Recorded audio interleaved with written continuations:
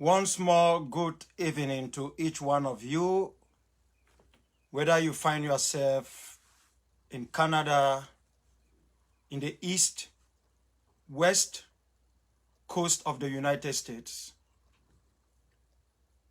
in the deep south, or in the Appalachian Mountains, whether you are in Australia or you are in the United Kingdom at this moment and you are under the pressure of mourning, the one that the British and the people of the Commonwealth prefer to call the duty Prince Philip, or you are somewhere in North America expecting another gun violence. And if you have time that you can take off from the persecutions and the killings in Myanmar, Hong Kong, mainland China, Taiwan, Russia, or Ukraine, which is actually at the brink of beginning another war with its neighbor Russia, I just want to welcome you. If I'm coming to you this evening at this particular hour, it is because there is something very serious. The first time I actually spoke, just before this struggle took a different dimension, was when I addressed fervently, candidly, and vehemently a message to Mr. Bia on a sinister plot, not just against me, against the people of the Southern Cameroons. At that time, there were many of you young men and women who had no knowledge of who I am. And that is fine.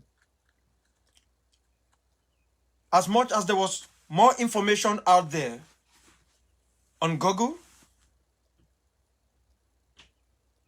but many of you thought that, who is this dark in complexion, slim, feeble-looking young man who is threatening Mr. Bia?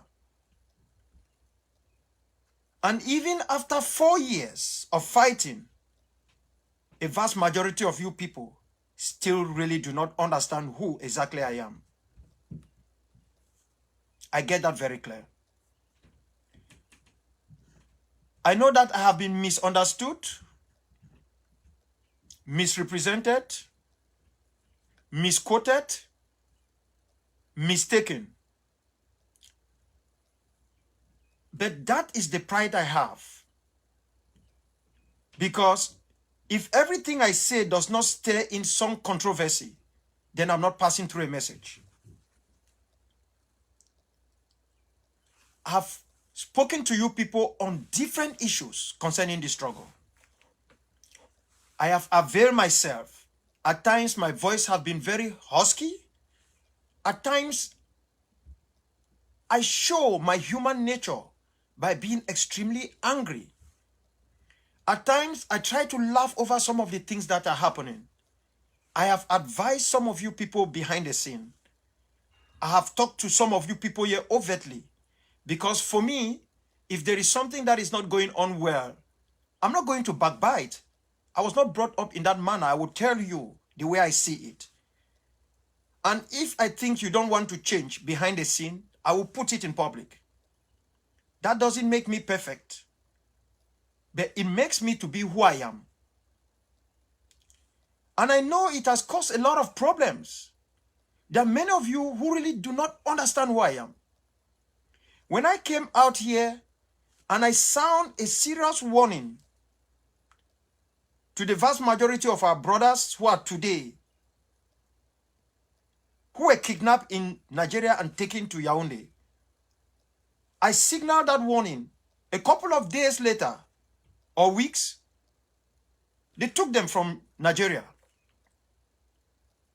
And the first thing everybody did, or the vast majority of you people did, was, oh, they have been sold by Dr. Awkwanga. I don't blame you because you really don't know who I am. You have people you call your leaders, your brothers, your friends. You don't really find out who they are. What type of people are you dealing with? Because if you don't know those you are dealing with, those you are giving your money to, those you call your leaders, you cannot turn around again. You put money in a bus basket and then you come back and attack the people. It's like giving granules for a rat to keep. Or smoked fish for a rat to keep. How are you going to come back and complain that the rat ate that fish? It is important in a struggle like this to always find out the people you are dealing with, especially those in position of leadership. Especially those in position of leadership. I have come to speak to you people today because people have come to me. They have asked me all types of questions. Oh, this meeting that is going to take place between these people and these people online. Doctor, what do you think? I've asked some of them. What I think, what difference is it going to make? When I have talked to you people time and time again, and it doesn't make any difference. The only difference it has made is that some of you have created more death in our land, more suffering on our people. Most of you, unknowingly, in refusing to listen, have opened the floodgates of evil, which is what the annexationist, the state party, has imbued upon our people. And you don't realize that. It's easy to turn and point a finger at a certain Awkwanga because he's running the African People's Liberation Movement or Sokadev. You fail to see the role you have played. You fail to see the role in which most of you have created these monsters that have held back this struggle. And it's almost taking victory away from the rest of us. You created it. You created it. I am here to speak to you people and to send a message to La République du Cameroon.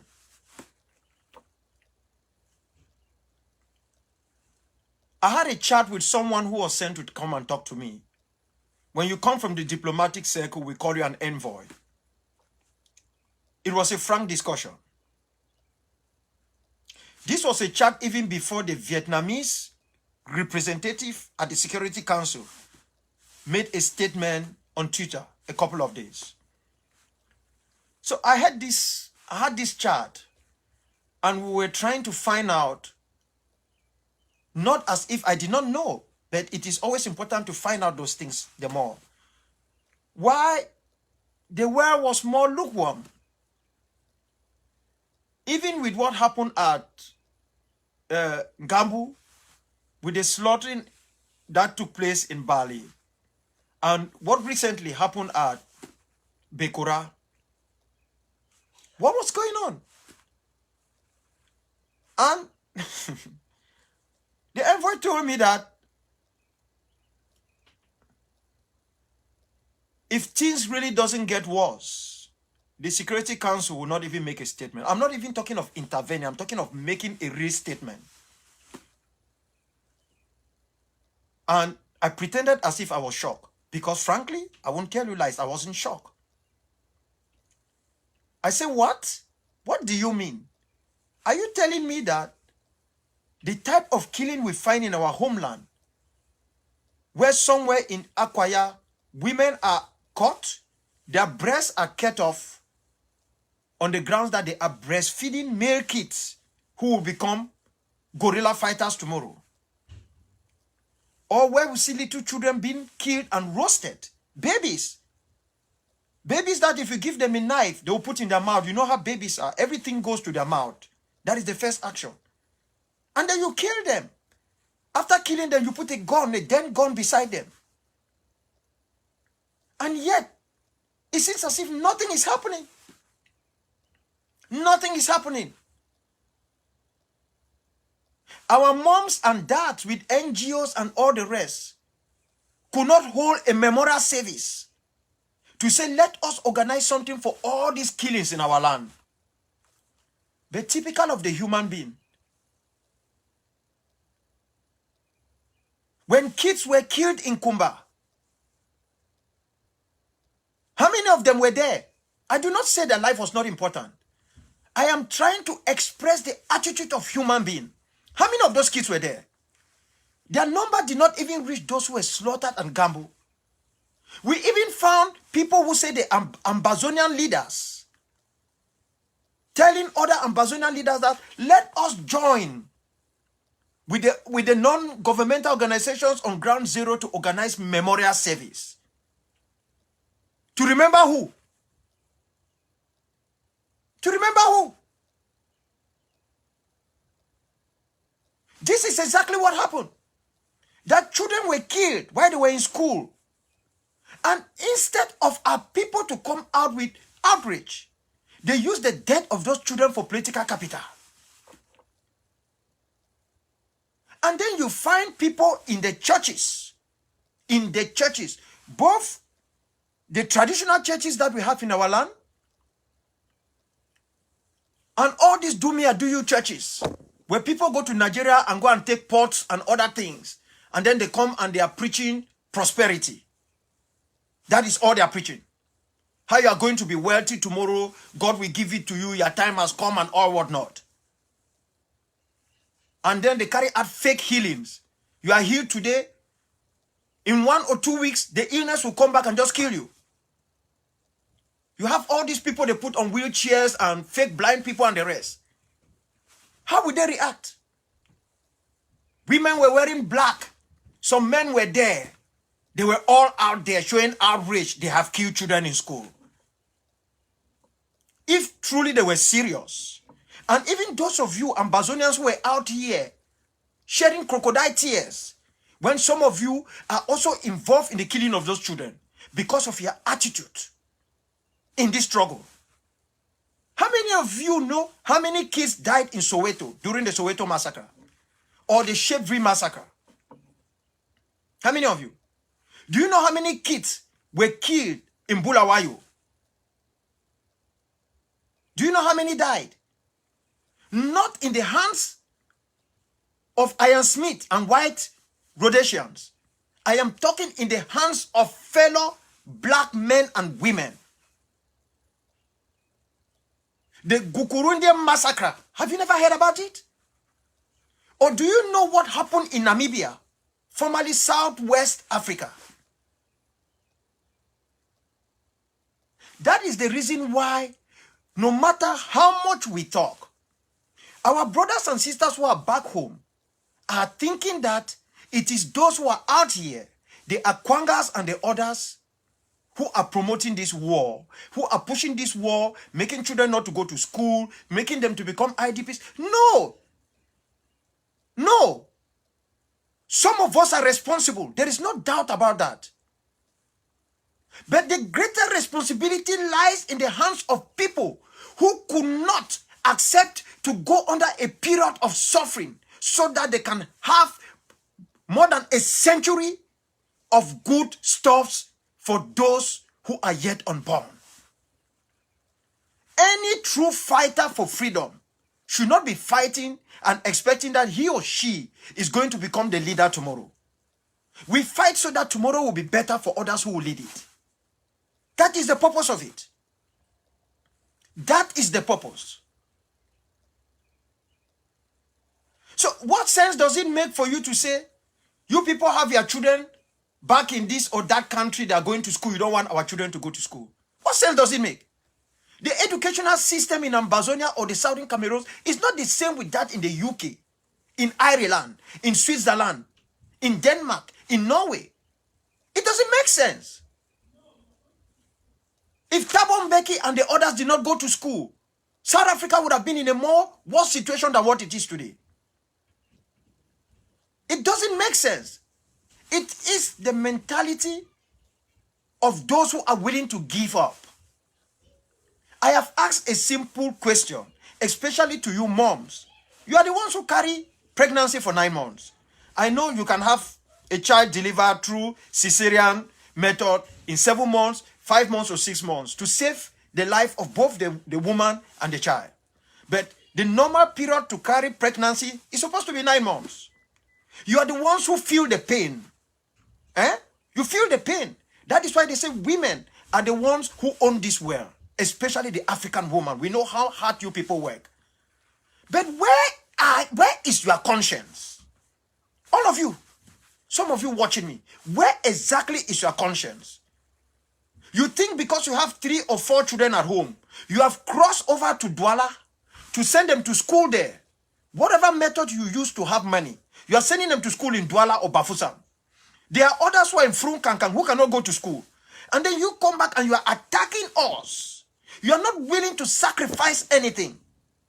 You are not willing to. You are not willing to sacrifice. You don't even sit and think of that 9 months in a labor room. You think your children are only those around you.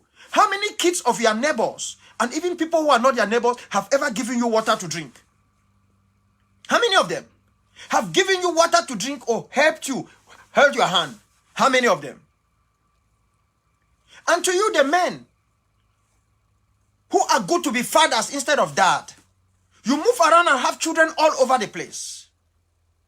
And you cannot take a single period to say this is the moment to sacrifice.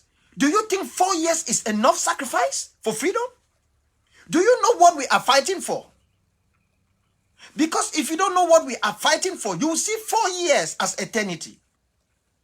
How many of you here are not aware that I had warned that this is going to be a long shot? I said this thing at a time when you people were having red carpet, were limousine, and you were marching all over the place. I warn you people that this euphoria will be short-lived if you don't prepare well. I warn you people. And even when some of you will come out here, you say all types of crazy, I warn you people. The videos are there. At times, I told you people, keep my voice aside. Keep my face aside. Keep my size aside. No matter how much you hate me, try to listen to the message and see whether there is something that makes sense. And even when it makes sense, some of you are still unable to come to terms to accept that truly it makes sense. You want to find shortcuts, and our people are dying. This is somebody, a diploma, talking to me, telling me that our situation is not worse. We haven't even started. We haven't started. We have not started. That is what the diploma is telling me. And anyone who is a child of history will believe that diploma how the world works. We haven't started. And we are not even sure how far we will go. This is Syria. Hafez al-Assad is still there. He was cornered. Just a small place like this for him. Everybody thought Syria has fallen. He was kept there by another member of the Security Council. By another neighbor. Are you not aware of that? The bombs that were raining in Damascus, raining all over Syria. Even before ISIS came there. You tell me what has happened in Syria. Do you know how many hundreds of thousands of people have been killed there? Some even killed in hospitals. Workers of Medecins Sans Frontières and all others kidnapped and killed. Has the Security Council of the United Nations been able to do anything positive? Have they been? And we brought this upon ourselves. Just as La République du Cameroon brought this war upon itself, we have brought all of this unnecessary disaster upon ourselves. We brought it upon ourselves. It is not like we were not there. We have not made plans. Some of you came in, you jumped into this struggle. You never tried to talk with us to find out what have you done. Where did you fail? How did you fail? What can we do so that we put our hands and move forward? You guys came in and said that we were not educated. We were not working enough. We did not have big cars. We were not staying in big houses. We were not large enough. Our wives were not too beautiful. We did not have many children. We have not stolen money somewhere. So we should be kicked aside. And we told you it doesn't work that way. And look at the consequences. Look at it.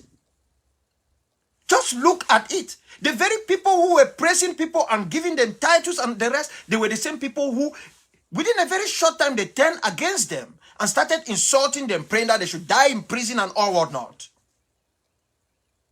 We are like dogs. Is it dogs or goat that eat, vomit, and take it back? This is how we have become. Look at Yaoundé. Yaoundé, all of you are in Yaoundé. Colonel Bankwi, Mr. Bia, Ferdinand Gongo, and the rest. Are you people not aware that you brought this war? People say, oh, it was the action of Daddy. It was what happened at Agbonkem German. No. Those could be immediate effects. Bia himself declared in France how much they have tried to subjugate us. You brought this war upon this land. You brought it upon our two peoples. I did my best to warn you people. In 1999, this very month, April, on the 1st and on the 6th of April, actually from the 5th to the 6th of April, I warned you people in the military tribunal in Yaoundé that if you don't solve this problem, war was coming. I warned you people. I was there. Your detainee who became your prisoner officially on the 6th of April 1999. After a funny 3 months of kangaroo trial. I warned you people. And that was not all. I went to Nigeria. I met the foreign minister of Nigeria. Had more than an hour meeting with him in his office. I went there with Fortune Alphonse John, who lives in this country, whom I came over here with. Because I don't see the entire lies. I spoke with the foreign minister. I reached out to Aso Rock. I spoke to so many people. I was in Nigeria, even at a time when I was made president for a government on the basis that the people who said, let us form that government at that time, wanted to make sure that our people can have a buy-in into the struggle. I said it will not work, and it didn't work. And we did all types of consultation. Nobody wanted to join the struggle. Everybody was scared of us. At the time we were doing all of these things, my brother Christmas Ebini Atem and others were here in the United States already. He has already abandoned the struggle. He was singing CPD and Hallelujah. And there were a host of them like that. People who have been in the struggle. They were singing Hallelujah. I have to say these things. They were here singing. Nobody wanted to talk to us. We were terrorists, we were criminals. I reached out to everyone. I spoke to people who didn't know me. I called them over the phone. In fact, it was in Nigeria that Cardinal Tumi told me that I know Dr. Arnold Boy Yombam. May his soul rest in perfect peace. I know his group. I don't know your group. That was the day I put an X that I will never have a communication with him. And even when Mr. Eli Smith, the champion masquerader, he came over and told me, Cardinal Tumi wants to talk to me. I told him that I don't have time to talk to him. I don't have time. I am a respecter of ideals, not persons. I didn't want him to take my position. I didn't want him to become an Ambazonia fighter. But I wanted him to act as a man of God, to do the work of Jesus, to be a liberation theologist. Someone who will look behind and say, listen, I will speak as hard as it is. I will not be ambiguous. Because even at a time that he tried to be truthful, he wasn't truthful enough. He was ambiguous. These are the problems we are facing. I've reached out to the Presbyterian Church. I reached out to the Baptist Church. I spoke even to those that I doubt their faith in God. I even doubt their approach to the African religiosity. But I have to reach out to everybody. Because I know we need to do this together. You can't do it alone. See where we are now. Now we are being told that our situation is not worse. Can you go to Gambo and tell that entire people who were slaughtered and then roasted that they have not seen the worst? Can you do that in Kumbo? Can you go to Bali where kids were killed in a farmhouse and roasted that they have not seen the worst? Can you say that to those in Bekura? Or even those in my homeland, Mato and its environ? Can you say that to the people in Akwaya, Ekukusem, Dadi, and all those areas that the wars have not even started? Can you say that to them? Can you? We got a problem. And that problem is of our own making. We saw this war coming. We knew it was coming. We refused to prepare for this war. And even when we go out and we try to throw insult and say these boys are doing this, yes, they make errors. Even most professional fighters make errors on the ground. Professional soldiers commit errors. You might not know the impact of a sound of a gun, that it can make you mad after you keep listening to it for long. Young men, most of them never did hunting. I mean simple hunting. They never did hunting.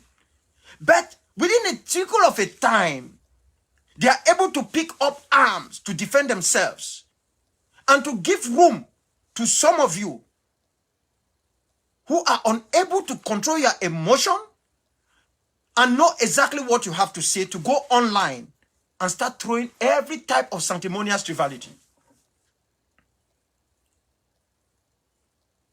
Just of recent, I think today, one activist went online and wrote that whether there will be payment for anyone who can take out Wanja Wanja or Wonja Wonja or whatever he wrote. This is the same thing that we did. That all the dios who were from La Republique, the SGOs and everybody, we signal to them that danger is coming. They packed their children, their wives, everybody out of our land. And it gave them a free will now to butcher our people. To butcher our people. Because this is like 1990 all over, ghost town years. We can't differentiate that we are fighting a very, very dangerous war. And the stakes are extremely high.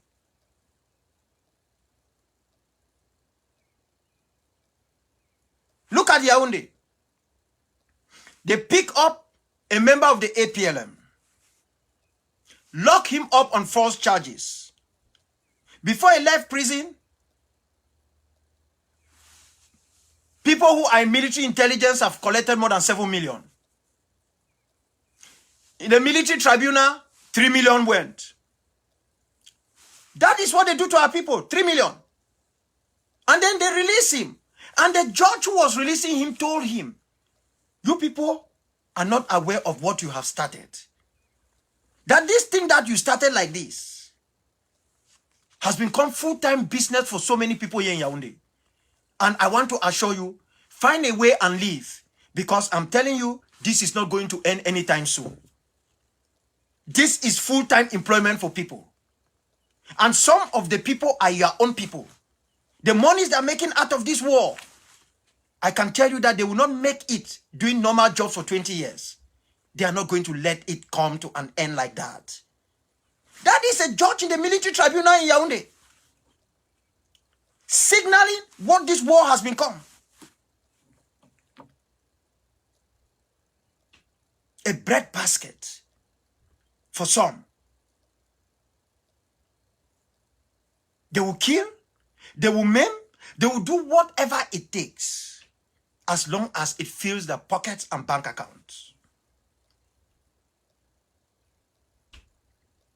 And they have used many of you who without any factual evidence have gone online and destroyed the image and names of so many people.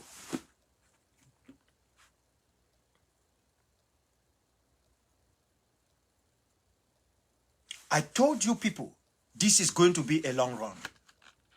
And I'm coming here to tell you something that you will not want to hear. The worst is coming. The worst is coming. I am not sitting here telling you people that I am going to do the worst. That's not what I'm saying. So you can misquote me, you can misinterpret me. It is part of life. That is exactly what my late maternal grandpa had told me when he came to me. The worst is on its way. You thought you wailed in Kumba because children were killed. You haven't seen anything. You had cold chills when you saw the roasting of people at Gambu. That is nothing. The worst is coming. When Hitler was about to finish his job, he, Himmler, and Goebbels, and his entire team set up what they call the final solution. There is a final solution which has been put in place. I don't know how it's going to end. I don't know. Because up till date, Yaoundé think they can come to our land, butcher our people, bury some of them, carry our corpses. If you see a people who will mutilate a corpse, you know you can't have anything to do with these people. A corpse. No matter what it is, they will carry those corpses and parade them in Kumba. And then some of you will share the videos and the pictures. After you've done that, you come to me. Doctor, what do we do?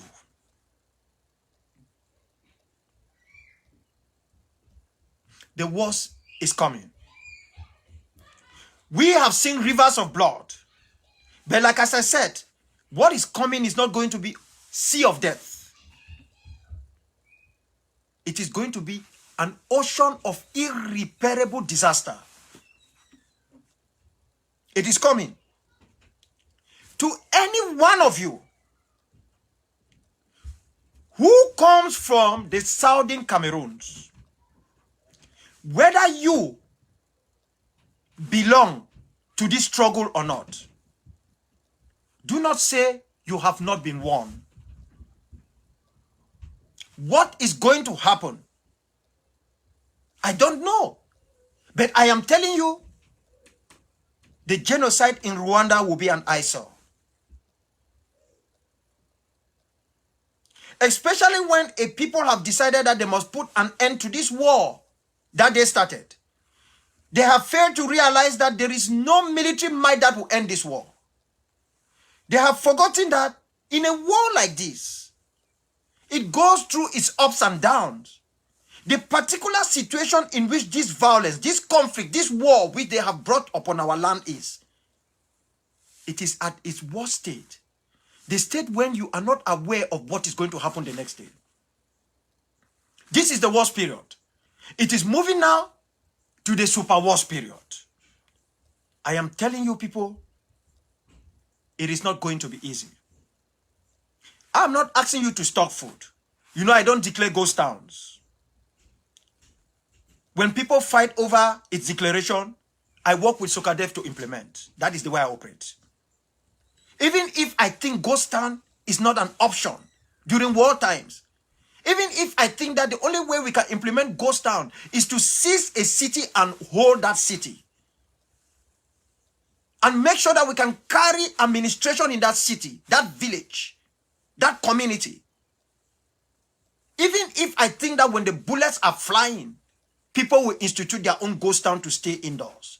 Even if I think that when we are actually prosecuting the war, there is no true father or mom who will send their child to school, rather than attacking the schools. That we only do these things as half measures when we have failed in truly prosecuting the war effort. I am telling you people, the worst is coming. To those of you who have set up businesses, do not say Dr. Awkwanga did not say it. The worst is on its way. The worst is coming. The worst is coming. Because the other side have prepared a final solution to end this war. This war they impose upon us. The worst is coming because the guerrilla fighters have reaffirmed their determination to die fighting. And this time, in a different format. The worst is coming. The worst is coming. This is a very simple thing to resolve.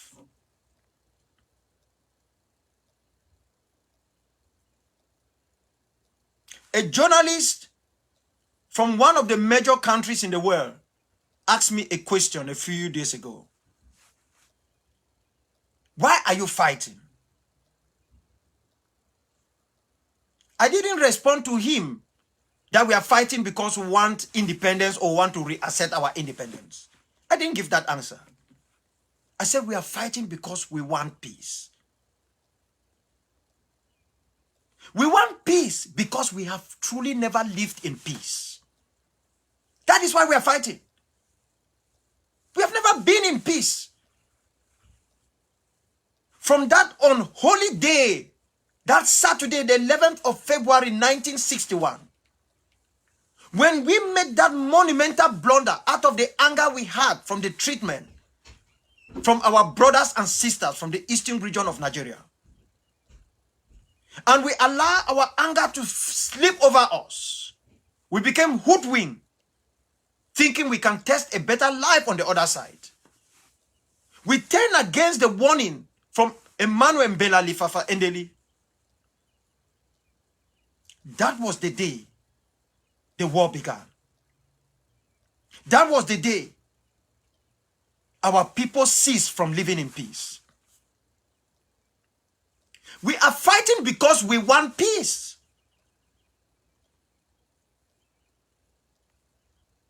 Because without peace, we cannot have freedom. There can be no justice. There can be no equality. There will be no progress. There will be no development. We want peace because we have lived in perpetual fear.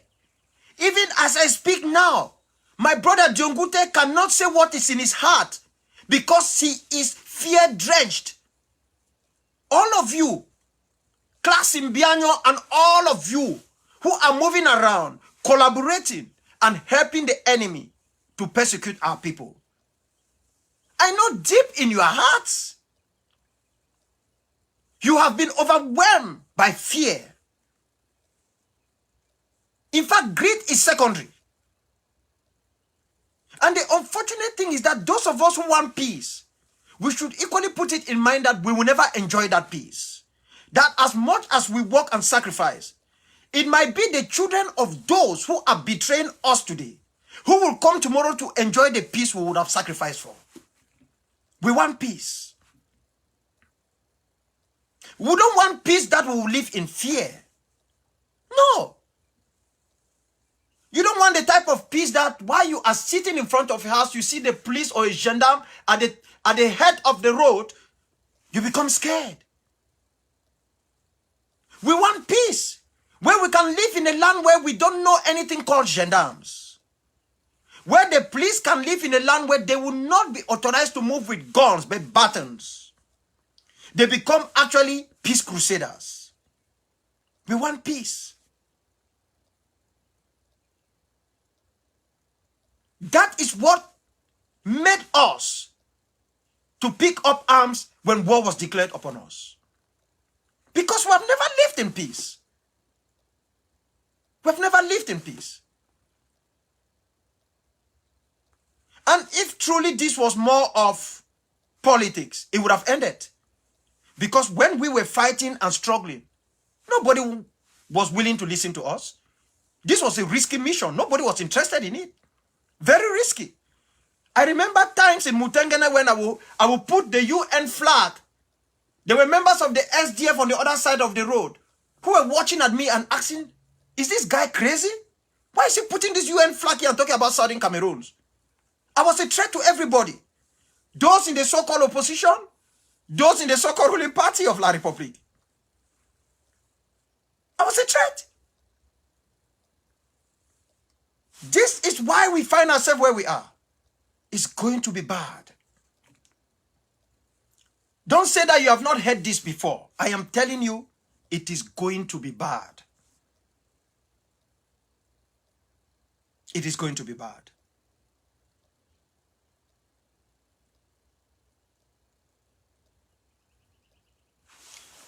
There is something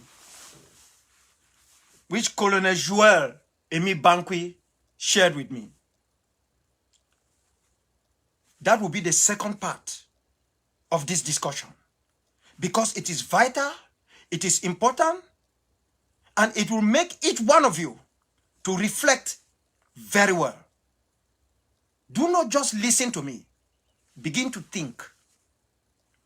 Begin to think. This is not an issue of a doctor, a professor, a lawyer. This is an issue of using your heart, your conscience, and the ability God has given to you to think.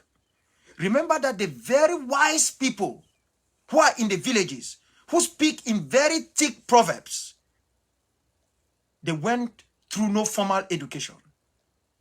If you listen to me now, and if you are still listening to me, and you have not started thinking and asking questions, you don't deserve to sit here and watch me. I'll be right back.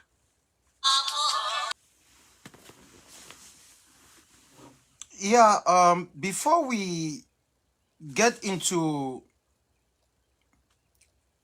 something very important that Colonel Bankwi shared with me in a communication, I will want to take a few questions as we go forward.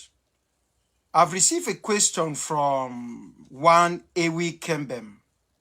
I don't know whether it's the right name or it's not the right name. I know that many people try to disguise themselves for security reasons, and I get that. He writes, I'll try to read it. Do you know, with all the experience we knew you had as per our case for independence, you swashed all on the dustbin by allying with non-starters whose intent. The grammar is a little bit confusing, but I understand exactly what Mr. Ewi Kembem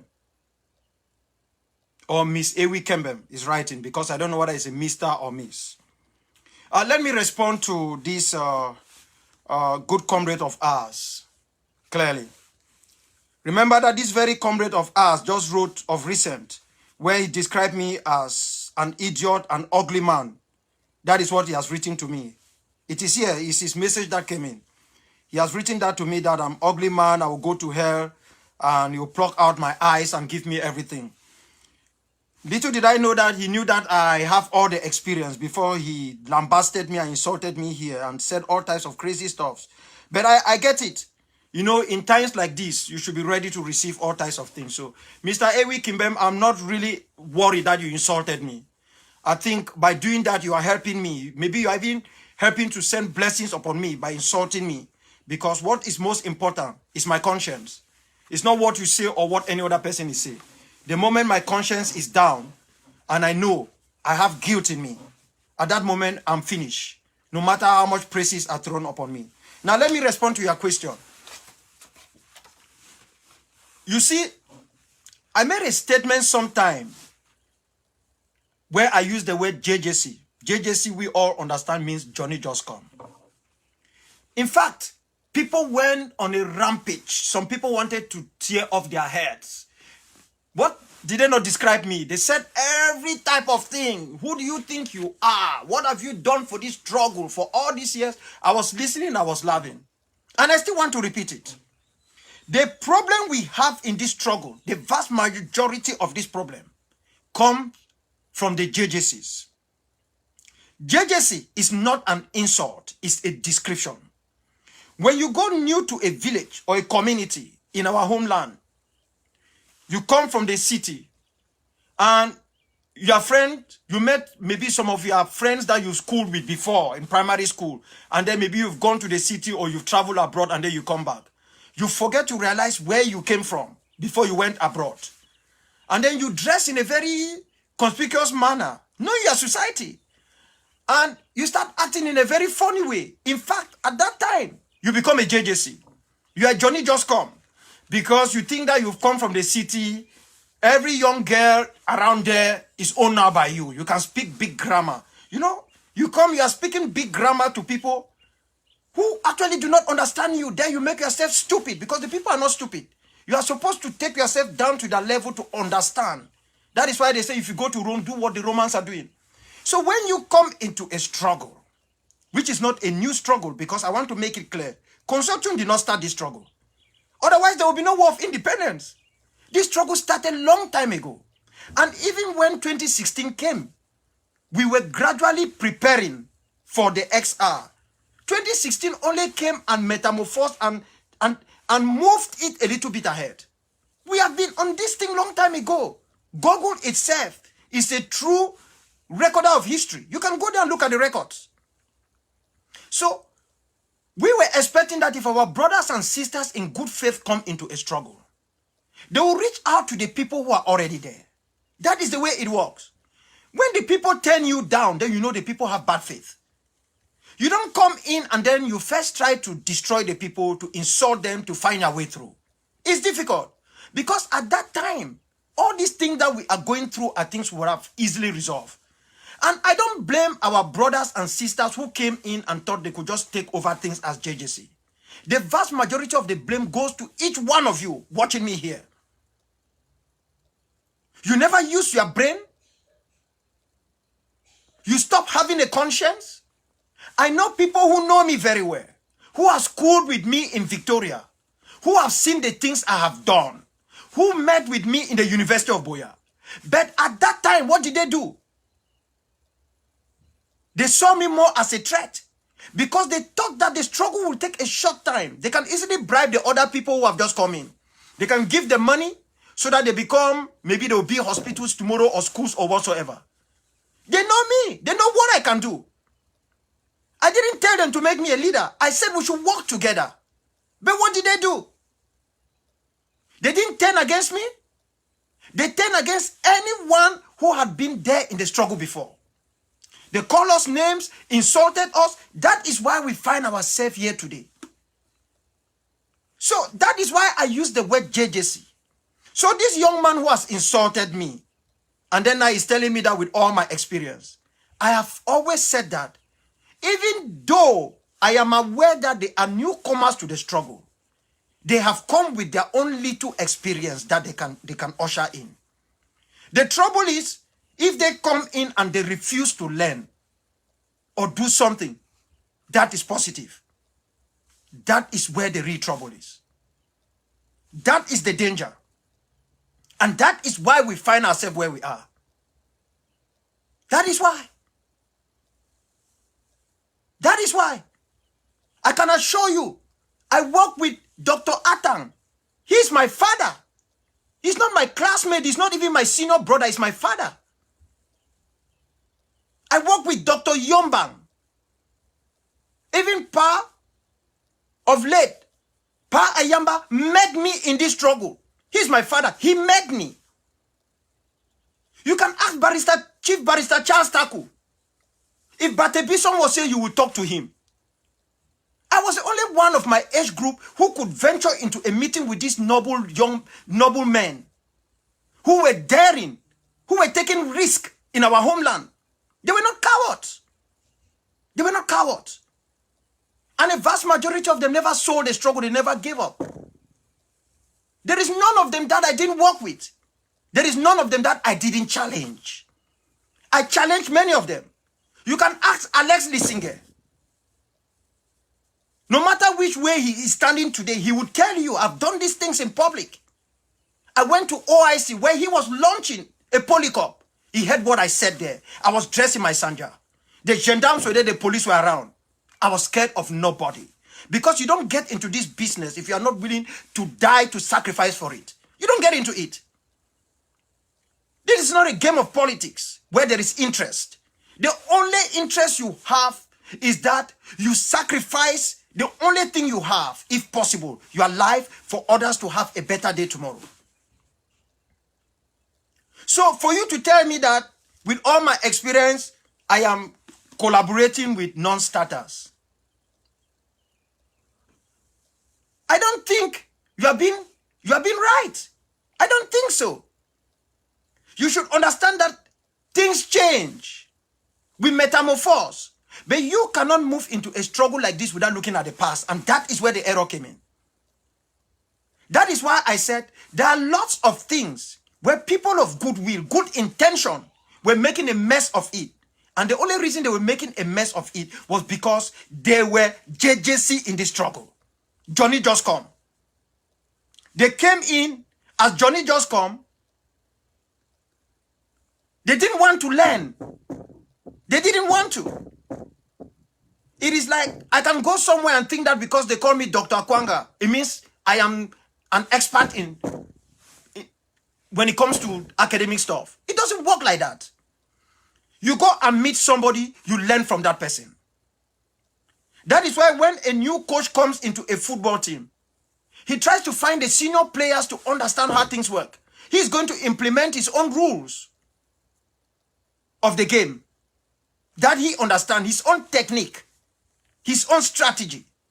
But he cannot do it on his own without having the collaboration of those people who have been there before. He needs to understand the culture of that particular team. Because there is a difference between your strategy and your technique and the culture. This is a liberation war.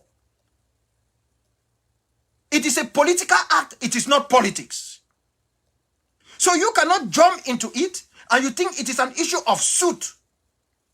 You think it is an issue of how much money you have. It is not even an issue of how much knowledge I have here alone on this. It is an issue of people coming together in truth that they really want to do something together. That is the way it works. If you come and give me all the names of a king, and then I start carrying my shoulder like this, and then the rest of the other people get angry, it will go nowhere. So ask yourself the role you have played. When you said, okay, I am working with non-starters, I have made it clear. There is nobody in this struggle. There is nobody. I will say it here in the open, who is a permanent enemy of mine. There are people here, it will be difficult for me to trust them. It will be difficult. That does not mean I cannot collaborate with them on certain issues. But I know my limitations on what I can discuss with them when it comes to this struggle. But they can play a role in a different way. And I know people that I can trust with my blood. I can tell them everything. That is how you grow in a liberation struggle. That is how you grow. Because people will come to me and say, no, listen, we want you to work only with Comrade Ayaba because the two of you have done this long before. That is a good saying. Well, nobody has ever asked, why is it that you and Comrade Ayaba, you are in two different sides? You were together. Not so? But you are telling me we have to work together as if we have not worked together. Nobody has cared about that. People care about dividing us, expanding us from different particles so that they can have control over us. That is it. So that they can have control over us. And if you are not wise, they keep advising you to your grave. They keep digging a hole for you. Because they take your ability from thinking. And when they take your ability from thinking, they make a total nonsense of what you have here. Every one of our people who died, who is arrested, who is detained, is more important than any other thing to us. It's more important. So, Mr. Ewi Kembem, as much as I understand that your question is coming from a genuine heart, someone who actually feels frustrated, you should equally ask yourself that what role have you played? What role have you played in trying to sit back, reflect, think very well, and advise behind the scene without coming to join the chorus online to insult others? That is the question you need to respond to.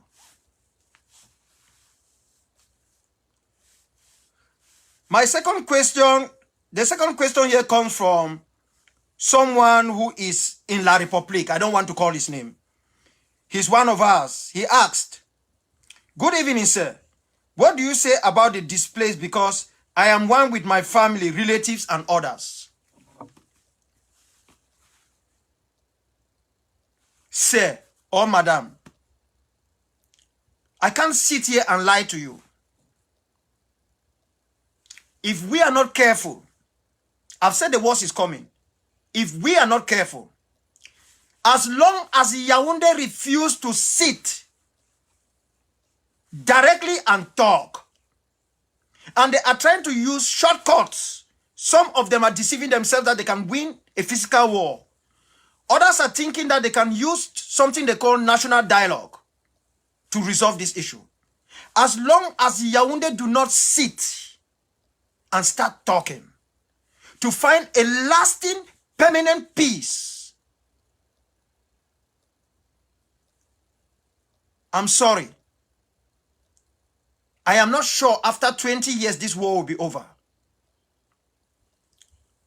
There will be lapses where you might think that it is over. And when you let down your guard, I don't know what will happen to you. And I'm telling you, the worst is still to come. Because the other side has a final solution. And I am not thinking that we are going to fold our arms and wait for that final solution to consume us. We will not make that mistake that others have made in history. We will not. And another thing that people should understand, I feel so bad that most of you are displaced. And you are so displaced that the only place you can even go for refuge is in the enemy's camp. You are in the enemy's camp at this moment. I don't know whether you even have the possibility to talk about the struggle. Or there you have already refused, as Judas, as Peter did, that you don't come from that side. You are speaking French now or what? I don't know. But you have to do everything to survive. Because only the living can free a people, not the dead. We can call them martyrs and heroes. When you are dead, you are dead. Period. We can pour libation and everything. A dead person is a dead person. I know that somebody from Manu might differ with me because we know that we have people who come Gugunem, that they die and come back. Yes, I understand that that is a cultural issue, a traditional issue. But the reality is, when you are gone, you are gone. So you need to stay alive so that you can liberate the land. So that by the time you go, you are sure that you have created a better opportunity for others to come and fill that vacuum.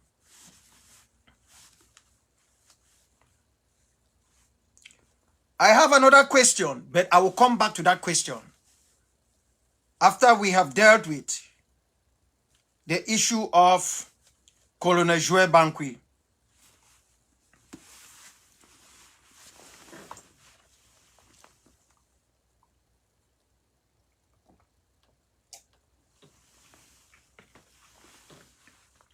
First,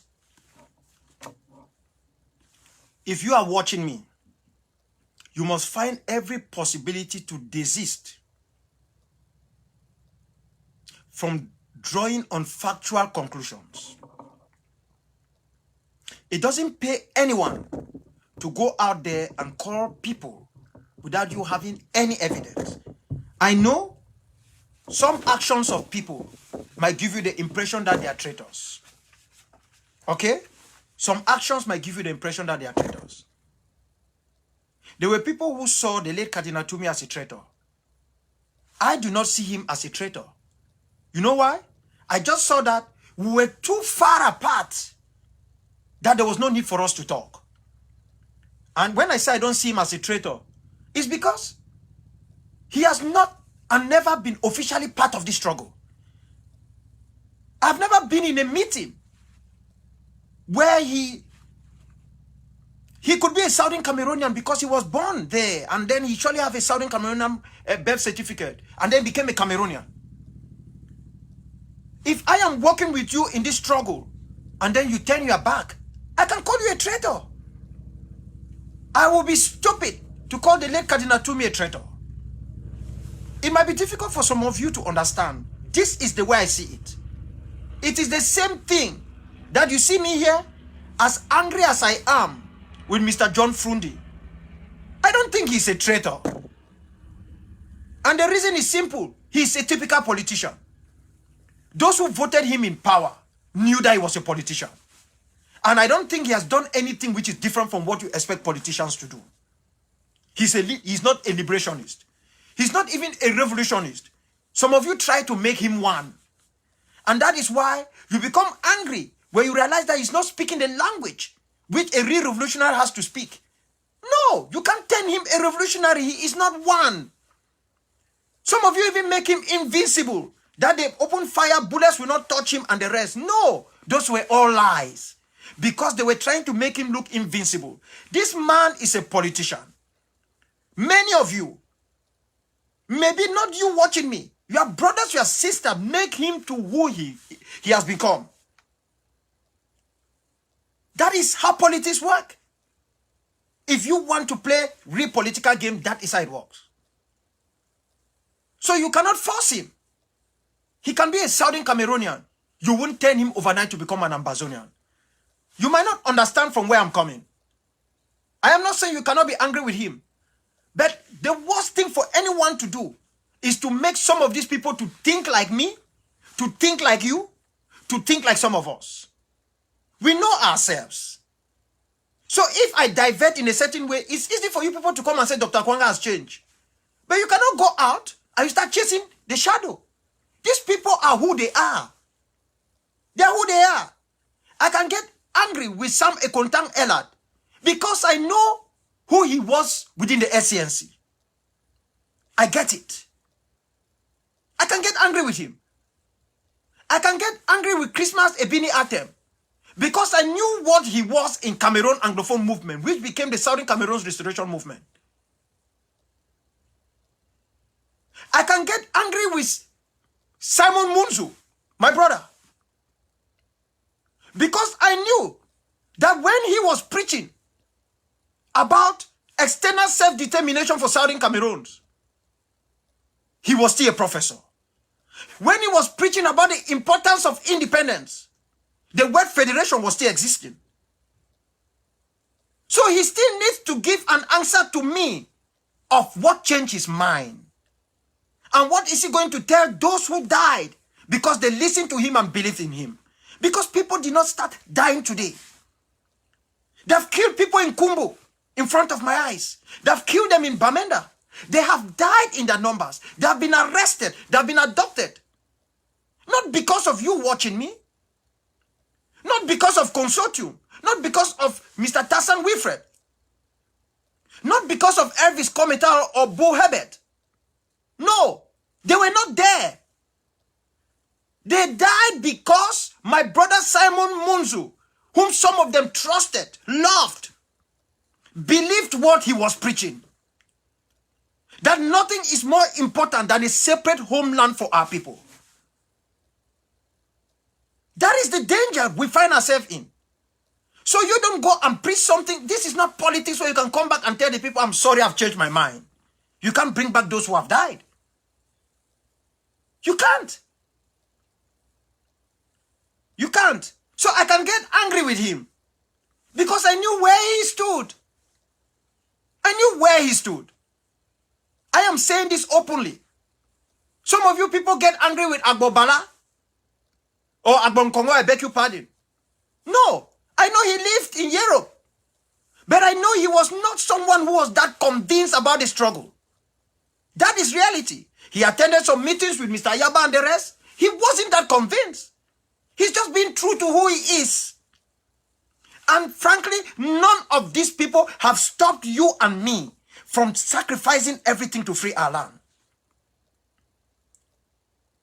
If we do what we have to do, you will not have time to call anybody traitor. You will know what will happen. I don't need to say things here. If we do what it takes to free a homeland, we haven't started a debate. The debate is on the negotiating table. That is where anybody can come and say what they want to say. If La République du Cameroon think they want to talk about federation, they should come to the table. They want to talk special status. Let them come to the table. Eh? Even they want to talk regionalism. Let them come to the table. Is that their position? Fine for them. Let them come. We have ours. You cannot be having a position and then you are running away from it. You are running away from coming forward to let them be. Do they not have lawyers? Do they not have diplomats from Iraq? They should be bold enough to come to the table. Are they scared of us? Who are us? We are small boys. We're even people that some of us, maybe if we do not come to the West, we don't even know what our life would have been. This is reality. Let La République du Cameroon come to the table. I can assure you that if they begin talking tomorrow, I can guarantee you that that is one major step towards ending this carnage. If they begin earnestly and say, listen, we must solve this problem because no amount of bullet is going to resolve it.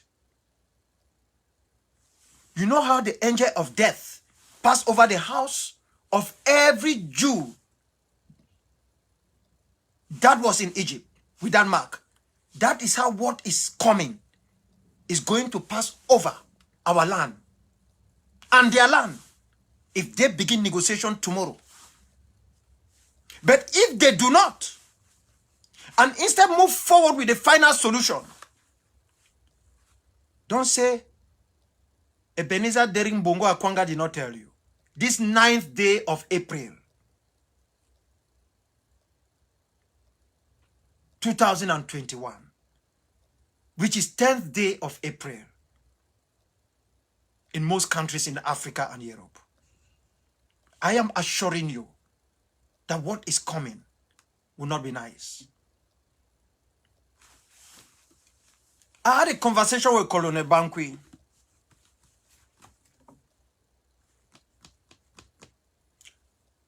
It took me a very long time to reflect on what Colonel Bankwi actually meant. I told Colonel Bankwi that, listen, you have to come to the table with your people. You have killed our people. You slaughtered them. I reminded him that I am aware that he's a grandfather. He has relatives in this country. He has relatives back where he is. But if he continue to promote the war effort and everyone around him, not even in their graves will they have peace. And I mean it. It's my exchange with him. There was something that he responded to me. He said, you are saying all of these things like this is because you do not know. He said, you do not know. Because I reminded him that every Ambazonian, that you see, all of us here, we are prepared to fight to the last man. And Bankwi told me that it's because I do not know. Now you put yourself in my position. You are telling somebody that you and the rest of the people are prepared to fight to the last man. He's on the other side. He's telling you that it is because you do not know. What does that mean? It is because I do not know? It is because I do not know that. Why I'm telling him that we are all prepared to fight to the last man as leaders. He's got some people already in his pocket? Is that what he meant by is because I do not know? Or is he saying that it is because I do not know that they were planning, hatching something in which they will come to the United States and use, they call him who? This young man in California as a lawyer who has been duping them to begin some court case that is going to wrap all of us? So when Bankwi said to me that it's because you do not know, and I begin to see certain things happening, I say, oh my God, this is serious. This is really, really serious. We haven't started.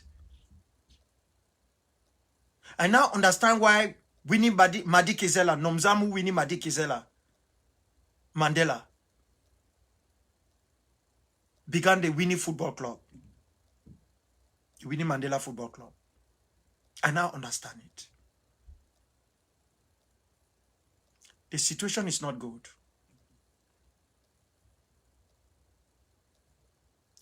because of our stupidity, mostly expressed out here by people who think that they're coming to either shut others down or give them advice in public.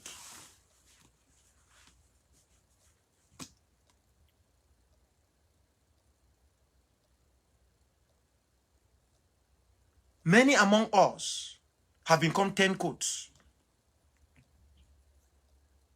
10 coats.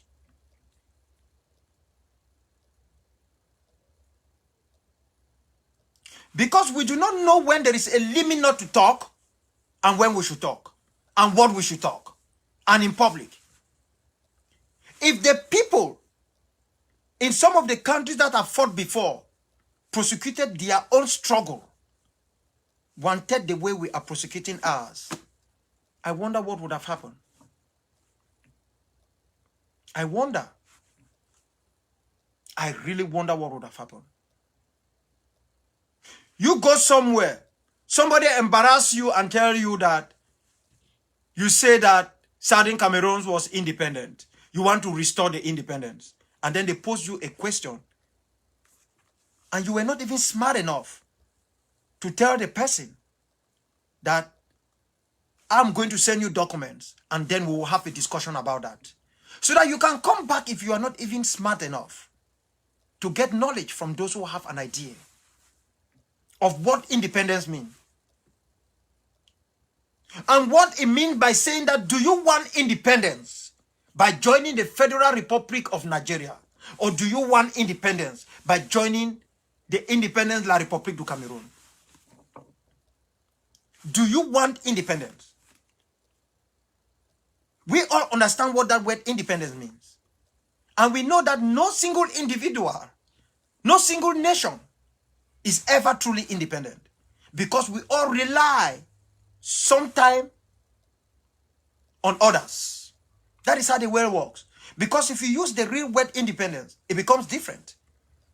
But for anyone to misunderstand that particular question, do you want independence? The question during the plebiscite of Saturday, the 11th of February 1961 was not, do you want to join La République du Cameroon or do you want to join the Federal Republic of Nigeria? It was, do you want independence by joining? Which of course is ambiguous. We understand that. It's actually crazy. So we find ourselves in a situation where people within the state party do not understand that. The shortcut of trying to buy people within our people as a means to end this war of independence, this war of freedom, this war for the purpose of a permanent positive peace is not going to work. If you give me 100 million US dollars, I, Awkwanga, and I shut my mouth, the war will continue. It will continue. No matter what you do, it will go on. It will continue. You can't buy everybody. And it's not everything which is for sale. We are aware that there are tribes in our homeland that the idea of treachery is in their blood. It's a tribal issue. So when they betray, we are not surprised. There are tribes in our homeland, we know them. That betrayal is in their blood. If you find 1, 2, 3 people from our land who have something to do with selling our people, one of them must come from that tribe. If not two. We know these tribes. This is who they are. We know that. But even if you buy everybody from those tribes, you will not end this war until you sit on the table. Until you sit on the table. I was recently informed that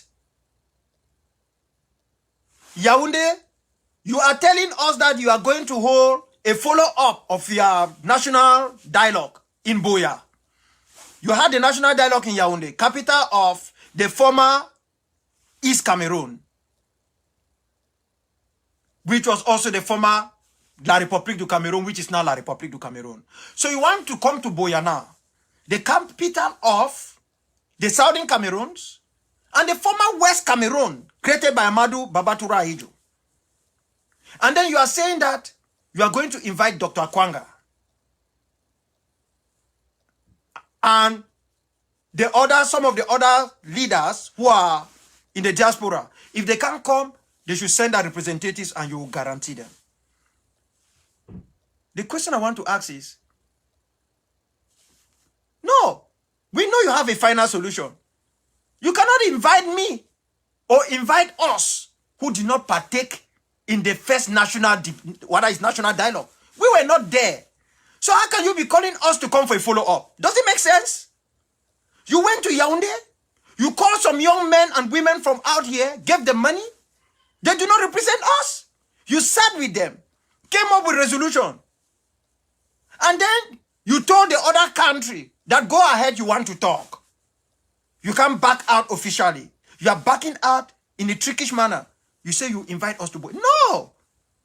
We saw these things in the 90s. This is all a waste of time. It's a waste of time, Yaoundé. You're not going to succeed. I don't know who is advising you people. I'm saying this, I'm not hiding it. You will not succeed. The number of children who have been killed, buried in unmasked graves. In fact, nearly every farmland in our homeland has graves at this moment. It's a cemetery. Every farmland is a cemetery. Don't you think that those young men and women who bury these people are prepared to die? You think if you kill somebody in Bisali, you carry his corpse to Kumba, and you expose his corpse to the rest of the people, you think you are going to gain friends? You think you are frightening the people of Kumba, who are Ambazonians, that if you continue to work with these people, or you continue to support them in any format, this is what will happen to you? No! You are telling the people how barbaric you are. They're looking at you. They come out there because they are afraid of your guns, but they are laughing. And they are digging their heels on the ground. Then look at the way these people are treating the cops. No matter what, how can you tell us to deal with this type of people? You're not doing anything good to yourself. You can match with the corpses. You can do whatever you want to do. You can bring people who have betrayed themselves and sentence themselves to life imprisonment. Who will come down there, you are holding their hands. General Dan, General Peter, General this. You see he's here, he's alive. This one is dead. No! Everyone is going to die. It depends on how you are going to die. It depends how you are going to die. A true freedom fighter will shoot even when you say you are surrounded. Lay down your arms. He would die allowing bullets to rain on his or her body. That is how true freedom fighters are. So this is not going to work. I don't know who is coming to Buea. You say you want to organize a follow-up. No. That is not where you are going to start discussing. You must make sure you set up a delegation. Stop this plot of a final solution and come and start talking. In Ambazonia, there is something we say in pidgin. Summons, no be judge. You should not be scared to come to the table, Yaoundé. Come to the table, sit with us, and talk. Awkwanga doesn't need to be on the table. But you need to sit and talk with those people who are us, all of us, all our people, the team that they will select, the people who have said, we can only live side by side as neighbors, not under one roof. It's simple. And if you think that you have something to convince these people that they should not go, that you still love them so much, how you have shown how much you love them for 61 years by arresting them in Calais, taking taxes from them, stealing their wealth, impoverishing them, make sure they have no schools, make sure there is no road between Bamenda and Mamfe, so that we cannot link ourselves, so that these people can spend their money at Kenkem, where the wealth, the economy of that other area will progress, while our people live in abject poverty. Yes, if you think you have something that you can convince them, that you can come back and sit on the table and really truly convince them, Yaoundé, that please, we are begging you. You see, we have shown you so much love all these years. Don't leave us. We love you. We gave you everything. Come to the table. Who knows? Come to the table. Maybe we will go to sleep that day and then you will hoodwink us. Come to the table. The world should hear.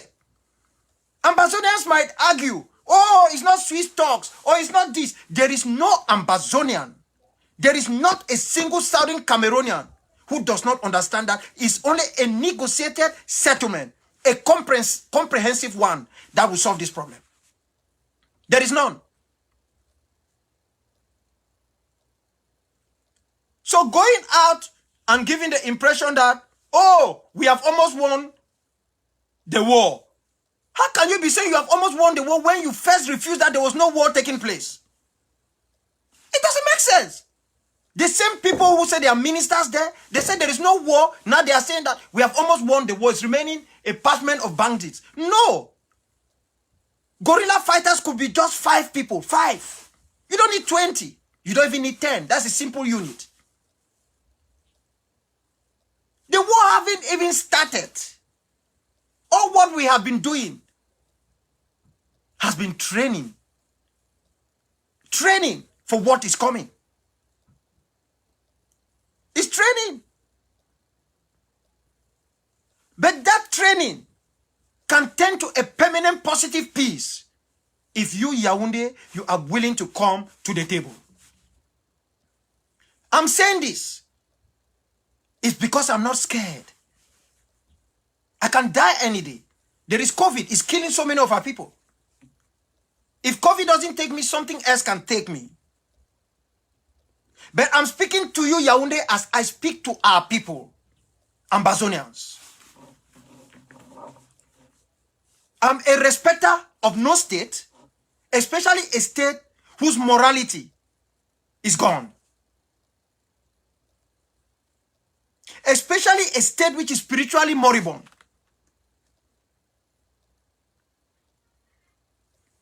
That is why I say these things.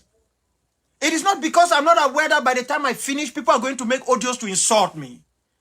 It is not because I am not aware that by the time I finish, people will call me all types of names. I don't give a damn about that. Because there is nothing that they will call me, my own people. Even those who are insulting me, they are still my people. Those who wish me evil, they are still my people. That is how the world is. But there is nothing any of them can do to me worse than what you, Yaoundé, did to me. There is nothing. What you've done to me has remained with me and will remain with me until I die. You did it. They didn't. It's not my people who did it. It's you who did it. I know there are others who have said we did not send you to fight for us. It's true. There are many people who are crying Christianity today. They would have told Jesus that, who have called you to come and die for us? There are many who have said, who do you think you are? You want to die for us. But that is how the world is. When people do these things, they need no permission. As their conscience tells them this is the right thing to do, they do it. That is how it works. So that is why I keep advising you people. As much as it is important that you don't just go out and think that you are doing a service to this struggle. No. By insulting people and calling them names, they are traitors. No. I will challenge everybody. The day I come out and call somebody directly is a traitor, is because I'm factually correct. I have evidence. I have evidence. People have to be very careful. Because most of the errors that have been committed have not been committed by those of us whom you call your leaders. It has been committed by people like you. People like you. So I don't even know whether some of you people are making money through Facebook. That you think that even if you have nothing to say, you must come live, let people come to your page, or you are selling something, I cannot tell. I don't know. I don't watch you people. I don't listen to you people. It's only when somebody brings a message to me. I am deeply concerned with the damage you people have done. I'm deeply concerned. Because it's good to point fingers. How can you leaders not come together? Are you not the ones who are making the so-called leaders not to come together? You puff up people. You give them titles. You call them all types of names. You are unable to give real counsel. You go and tell some, don't go there. Dr. Awkwanga will kill you. Don't go to this one is this. Don't come to this one will do this. Those who have no idea about self-defense, they have become field marshals. That's how they call themselves. We make a mockery of ourselves. Eh? A mockery. A mockery. We've even had generals that are more than the generals that the United States have had for the years it has lived. Even the United Kingdom. That is what we have done. That is what we have done. In less than 1 month, 3 of those generals were killed. 3. And 1 gave up. And most of them were not killed in the battlefield. They were not fighting. They did not die fighting. They did not die fighting. Because people no longer listen. Some of you on ground zero think that because you have a gun, it means you already have the experience and the knowledge. No. And at times you want to listen, you listen to the wrong people. You listen to the wrong people. Some of you, your death will become worthless. You might think I'm crazy. I have to say it. If you don't die for the right cause, for the right thing, you become worthless. That is reality. Listen to yourself. Listen to your sixth sense. Everyone has a sixth sense. There is a time something is telling you something. Take advantage of it. And to you, my people, in a struggle like this, there is what they call the moment. If those of us who pass around as your leaders see the moment to act, and we fail to act at that moment, that will be the end of this struggle. There are some moments that have come, and people have let it slip away. They have let it slip away. Those moments. Very important moments to capitalize on. We had a meeting of recent. A former South African diplomat who was involved in the fight in South Africa, the anti-apartheid struggle. He made mention of these two. That had they not seized the moment, things would have been bad for the anti-apartheid struggle. They didn't have everything. There are many of you who know that they are accusing Mandela that he gave in to the white people. I've been in South Africa. I've met people. There are people accusing Mandela that he gave in to the white people. He didn't got enough for them. But the reality equally is that there are people who are factually arguing that had Mandela and the others not seized the moment, apartheid would not have been eradicated. More people would have been killed. And they wouldn't have known what would have happened really in the future. But there is certainty that the death, the destruction would have been insurmountable. You seized the moment. A student of history will always learn that there is always a moment to seize. That is why Benito Amical Andreas Mussolini came out, looked at the window, saw miners, and turned to the mother. He knew this was the moment to seize. He said, "Mama, mama, mama, come." The mother came to the window. He said, "You see those people out there?" The mother said, "Yes." "What do you think?" "I don't know, my son." "Mama, watch them. One day, I will astonish the world." Yes, he did. From his background, he astonished the world. As much as he did it the wrong way. He took the wrong side. But the reality is he seized the moment. He seized it. That is what you do. If General Hideki Tojo did not seize the moment,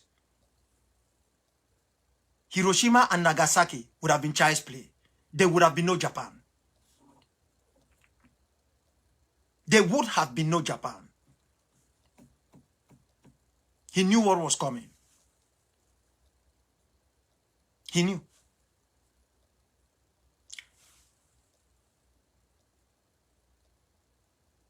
There are a lot of turncoats among us. I'm saying this openly. I'm not pointing fingers to particular individuals. I'm just trying to let you know that if you don't have a safe sense, find a way to develop it.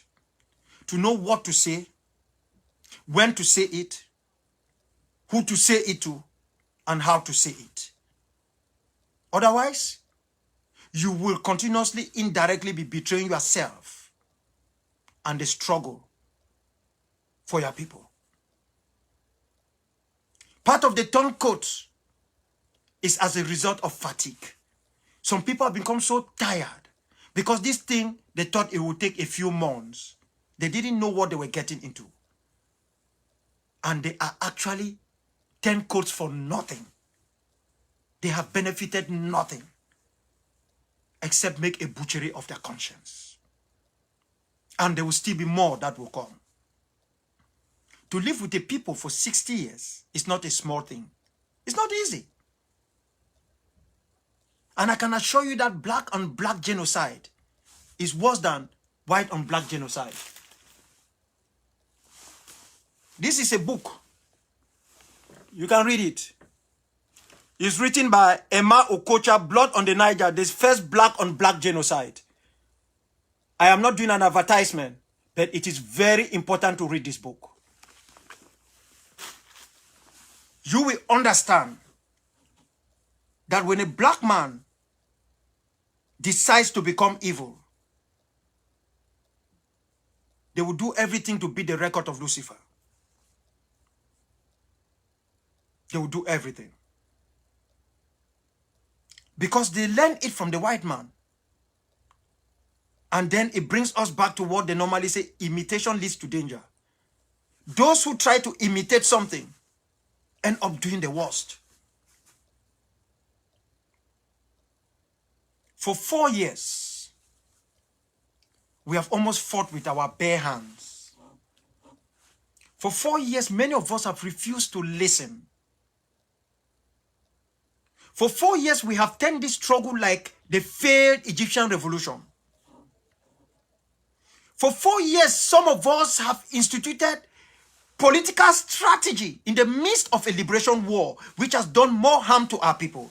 And then, out of pride, foolish pride, we are still not willing to change from those political strategy and start truly prosecuting a war of liberation. For 4 years, some of us have killed many of our enemies in La République du Cameroon. Only with our words, our mouth, our insults, than contributing everything that can bring that freedom. For 4 years, some of us are complaining that we gave our money. What did they do with the money? That is the question they ask. And you want to take more. The children who have died, what did they do with their lives? Will they come back? Were you not told that this will be a long shot? When you were giving your money, how many people gave you a deadline that they will give you that freedom so that you can start reinvesting to get back that money you invested into the struggle? Were you not aware? Even if you had wax in your ears, what color was that wax? Were you not warned that this is a long haul and that you should put everything in it because this has to do with your own very survival as a people? for 4 years. 4. With no training. With no manpower. For 4 years, even when we ourselves, a vast majority of us, especially from the clan of treachery, struggle, started selling our people while walking among us, pretending that you are with us. Yet, you become the willing spy. Not the unwilling, the willing spy for the other side for 4 years. Yet the other side has not been able to crack that wall, that fire. For 4 years. For 4 years, I told each one of you that no one is coming to save us. I begin to hear people say that, oh, no one is coming to save us. So for now, it is good that Ambazonia, we can do anything. Ambazonia and Biafra should come together because there is no country backing us. And the type of people who make this statement are learned people. People you expect more from them. Then I begin to realize that to be educated is not to be wise. That many educated lack wisdom. Especially if you are educated and blinded by certain things. For 4 years. For 4 years. Can anyone here show me anywhere in the world, where a country will just get up and say, I'm backing you? Does any of us know how the United States started backing Taiwan? Certainly, the first call is the anti-communist process. That is the agenda. That's the project. That's the project. The Kuomintang party of Generalissimo Chiang Kai-shek was pro-capitalist. And when Mao Zedong came to power in mainland China, it's communist. So you should not be surprised why the US continued to stand by Taiwan, even when Taiwan cannot really have a seat at the Security or at the United Nations. You know that. But it's a country. For 4 years. For 4 years. We sit, we fight, we quarrel. The things we can fight inside the house and go out there and laugh. As Endeli Foncha, Muna, and some other traitors amongst our foreparents used to do, we do us in the public. If I go out now and start throwing direct insults, some people are going to clap for me. Especially if those people, they hate them so much. And you ask why they hate them, they might not be able to justify why they hate them. They just hate them. Because if you sit and say, come and justify the money. If you think you've given money to somebody and the person or the persons or the group or whatever entity has not used that money, stop giving them money. When a father gives money to the son or daughter to go to school, and you discover that that money is for the child to stay in the dormitory and school to buy certain things for themselves until they come back for holidays, you discover the girl takes that money. Instead of staying in the dormitory, she's living with a boyfriend where they go out and drink in a bar, eat soya and everything. That money is finished. You as that father, what will you do? You continue giving money to that girl? Then you become stupid. It's not the girl's fault, it's your fault. Or a boy that you give money to, instead of going to school, he takes the money and go and start playing, how do you call it? He start playing lottery and all types of stuff. He's playing cards. That he wants to double the money or triple the money.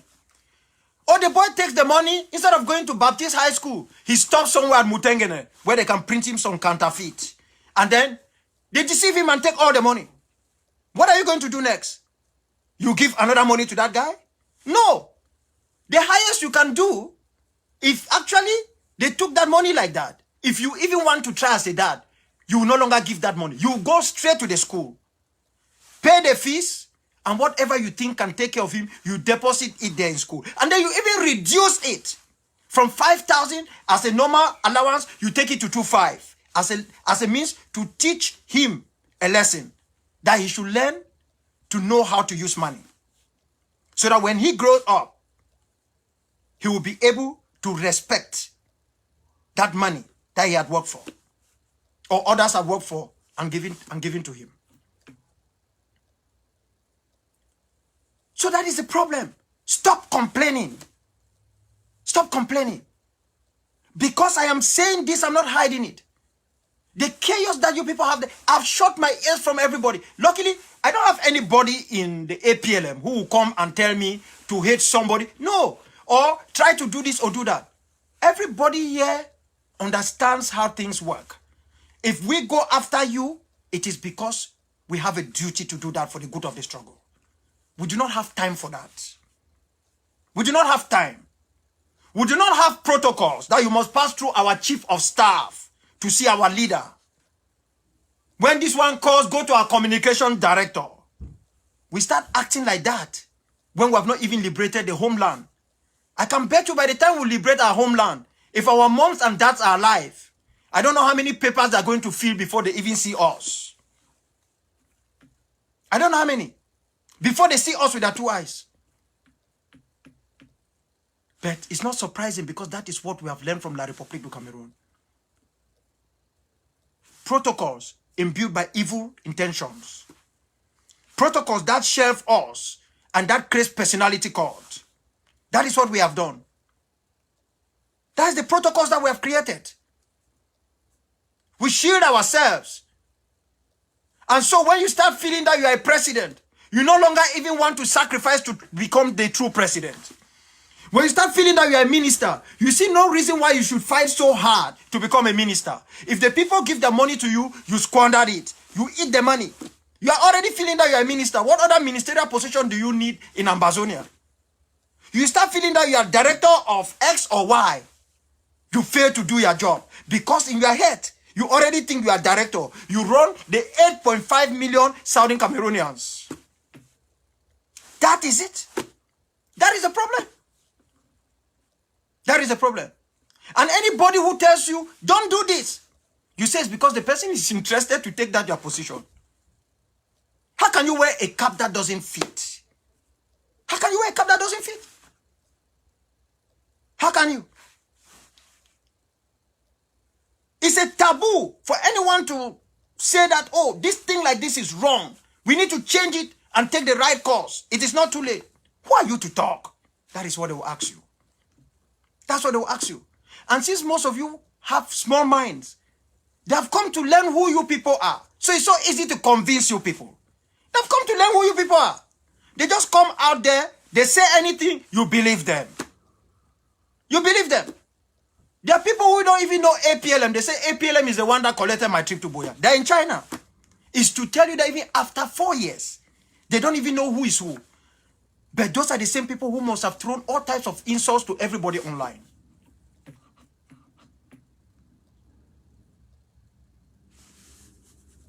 An ocean of destruction is on its way. An ocean of destruction is on its way. They want to end this war so fast. They want to hoodwink the international community that they want to talk, while actually they are not willing to talk. They are playing for time.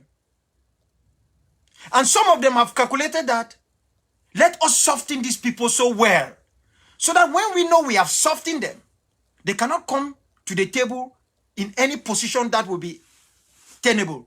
Then we can agree that we'll talk with them. So that they will be in a position to beg us. They will take anything we give to them. Let us soften them. That is the final solution. Let us do whatever it takes to soften them. Let us do that. And they have been doing that. And now they want to opt it. They want to take it to a different level in what they are doing. And then some of you will come online and say, Doctor, how do you see the struggle? What do you want us to do? You want me to come online? Me. I sit online on Facebook. Or maybe on ABC or SCBC. I start giving you strategy. I'm not in a house in Bombay. I can't do that. And that is what most of you have been doing. I've been sitting here for long talking because it seems as if this is the only way I can try a little bit to bring some of you people back to reasoning.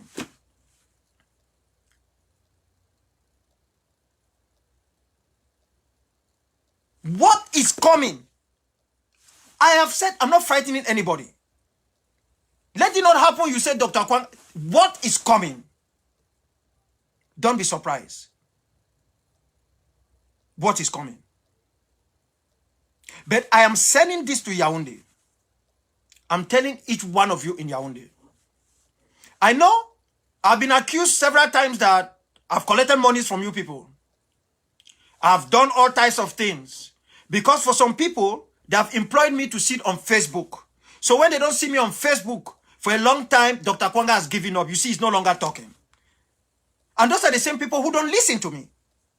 They think that the war is fought here. They just want me to come and sit and talk. And when they listen, that is their own involvement in the struggle. You must change. I am here today for something that is very important. That is why I came. That is why I came. And there is not one of you Ambazonian who you think you are the one making me to stay in this struggle. There is none. Let me assure you people of one thing. If I did not mastermind that oath at Tobin, which more than 500 people took it after me, and which I know the consequences of that oath, because the late Jerry John Rawlings said it. You can swear on the Bible because you know the reaction will not be the same. If you want to be truthful, let's go to the shrine. Very few people will want to agree. It's instant. There and there. There and there.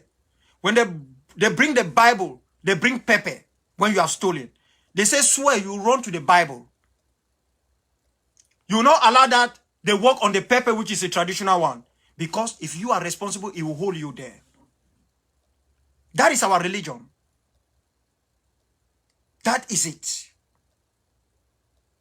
If not of that oath, what is an oath? It's taking something together communally. Where you say, if I do this, let this happen to me. If not of that, the level of stupidity that I have seen in this struggle, by some of you that I've had real respect for, I will not waste my time sitting here. I will not. Unfortunately for La République, they can't take this away from me. They can't. I know it is going to be very, very bad. And there will be many who will say, aye, Dr. Awkwanga told us. It is going to be very bad. Because even when those kids were killed in Kumba, Colonel Emile Bankwi said that it is me, Paul Nilong, and Fomba Diodene. These are not even members of the APLM or Sukadev. These are people who belong to the IG. That they are working with me. And I did the killings. If I show you my message to him, when he said that to me, I laughed. And I told him that this is why you guys are failing. Because even your military intelligence is one from the gutters. You guys, you are working on gossip. They are our own people who are there being paid to be giving information to them. So when they don't have information, they create one. They just go, they give that information. Since these guys are first very lazy in Yaoundé, They take that information as gospel truth. Then they give money to these guys. Okay, maybe they have signed that every time that you bring them false information is 50,000. But on the paper, it's 500,000. So when you bring that false information, they give you 50, they take 450 and put in their pocket. That is why the war is not going to end. And that is how they have been living their life. They work on falsehood. Falsehood. People who say, no, we are brothers, let's talk. They are so scared to sit together to talk. Scared. I've not seen where a state is afraid to talk to the non-state actors. I've not seen it. Especially if that state thinks that they are on the right. They will come to the table. They are a state. They have powerful backers. To come to the table. What do? They continue to engineer divide and rule. They did divide and rule for 60 years. Look at where we are today. They have not learned the lesson that it did not work then, it's not going to work now. Not when I'm dead. Not when every other person who is out there involved in this struggle as a leader is dead. It's not going to end. Maybe some of us are even the ones that they can even try to manage to talk to. Because the ones that are being born now, they will not have room to reach them. They will not have room. They will not have room. I will give my last message. I will answer the question, and my last message is going to ground zero. So for anyone who is on ground zero sleeping, those who will get this message now, you need to give it to them.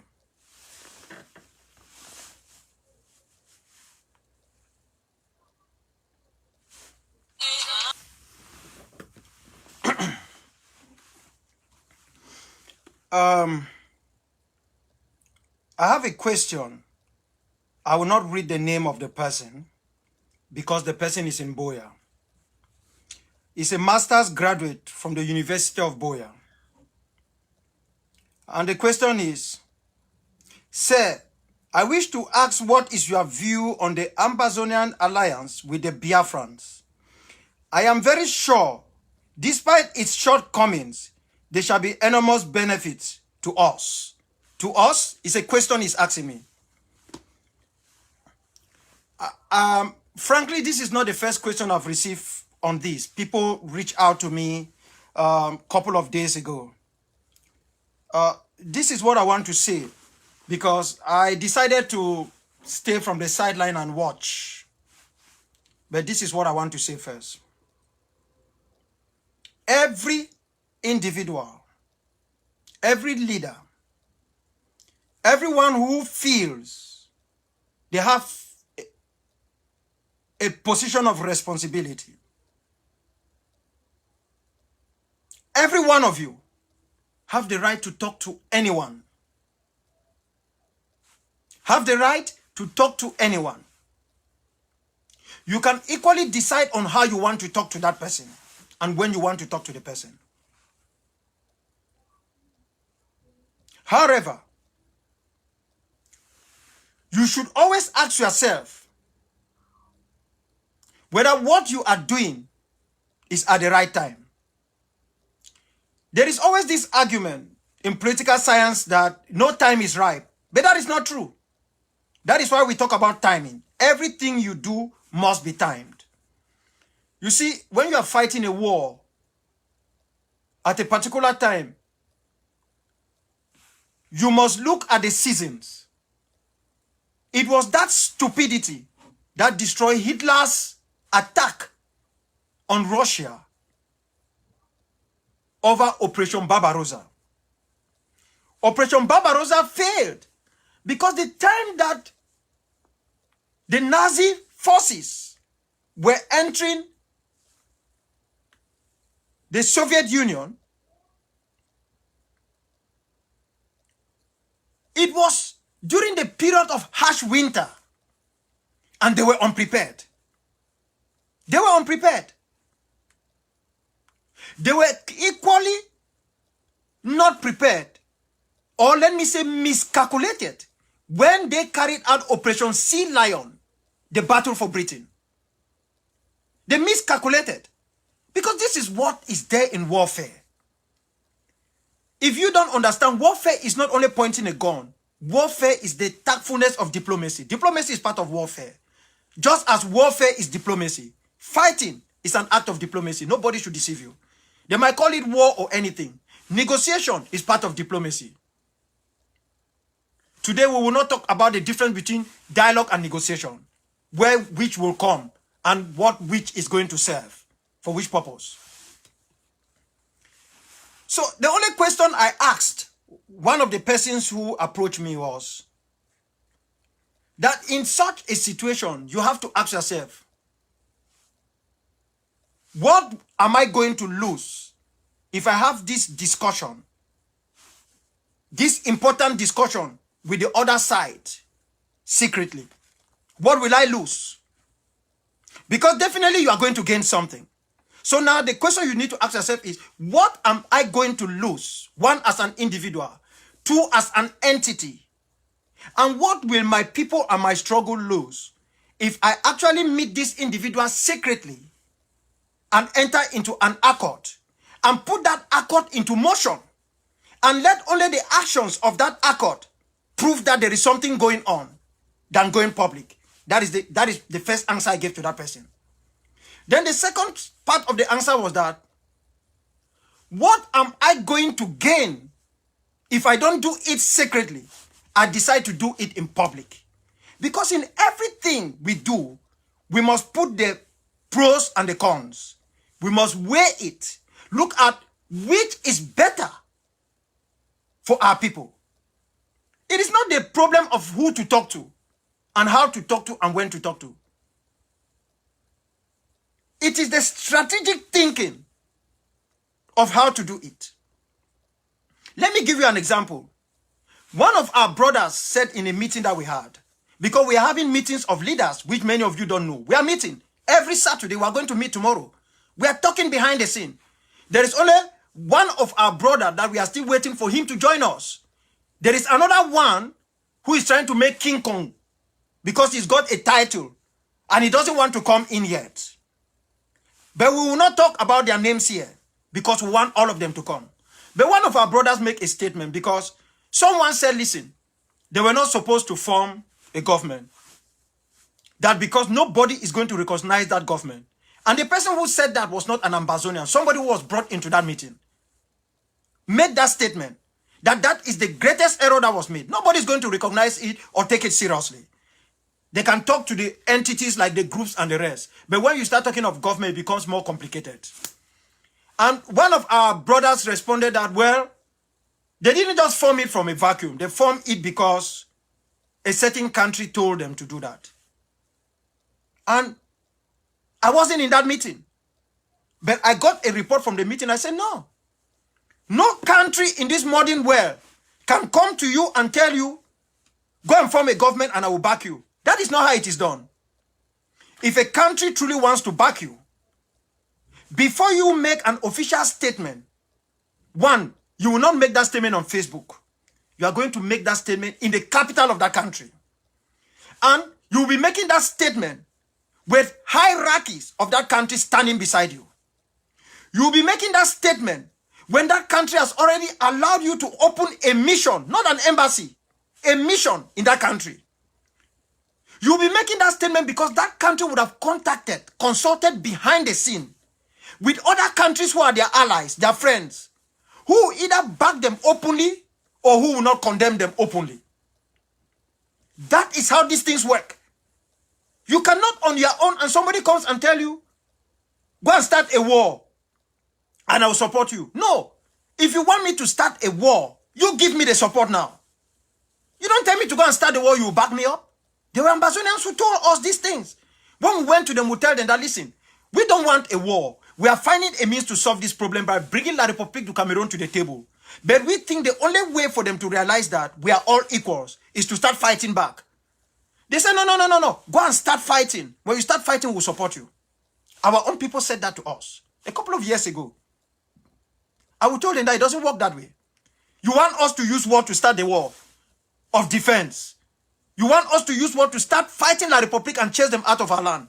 We should do it. Start it. Then you come and join us. No. If we have the capacity to start it, we will not come to you.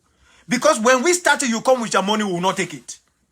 After we've come to you, you refuse. You bring it, we will not take it. Because we know you are not coming to give money to liberate your people. You are coming to invest so that by the time the war is over, you, your children, your entire family take over the entire land. That becomes a trick. So we begin it together. We work together. So these are the two pertinent questions on this issue. It is not that people should not talk. Or some people are saying that, why do you want to talk? Do you own this country? Every Southern Cameroonian owns that land. And everyone has a say. It depends how you say it. It depends what you say it. It depends where you say it. And it depends how do I put it? What you say. It depends. That is why some people used to get up and say, all of us are leaders. No, not everybody is a leader. It's the most stupid thing to ever say. And it is when you refuse the qualities that others have that you don't have, then you make that type of blanket statement. Everyone has their own position. Somebody can be a good night watchman. You might be very powerful, but you can't be a night watchman. 2 minutes, you start snoring. So people are giving these qualities. You people say you believe in God? God gives these qualities to people. He makes people differently. Somebody can be a very good driver. He drives very well. But he could be a very difficult person if you take him to make him something else. That is how the world is. So the question is not whether Ambazonia as a people, Biafrans as a people, if they come together, is going to be beneficial. That should not be the question. The question is, if we do this behind the scene, secretly, and it is working, will that benefit both sides or not? If we do it openly, will it benefit both sides or bring a curse to both sides? That is the question that any leader who wants to undertake such a mission must answer. You must answer that question not from your advisors, from yourself. You must. There is no Ambazonian leader who have talked to the people of Biafra as I sitting here. I've talked to all shades of Biafrans under the auspices as Secretary General of the Organization of Emerging African States. I've spoken to them. I have been there. I have traveled inside the land. Whether it's in Enugu or where, I've been there. I've talked to all. Even some ones that are very funny that you can't trust them. But I've talked to them. I've talked to them. I've talked to everybody.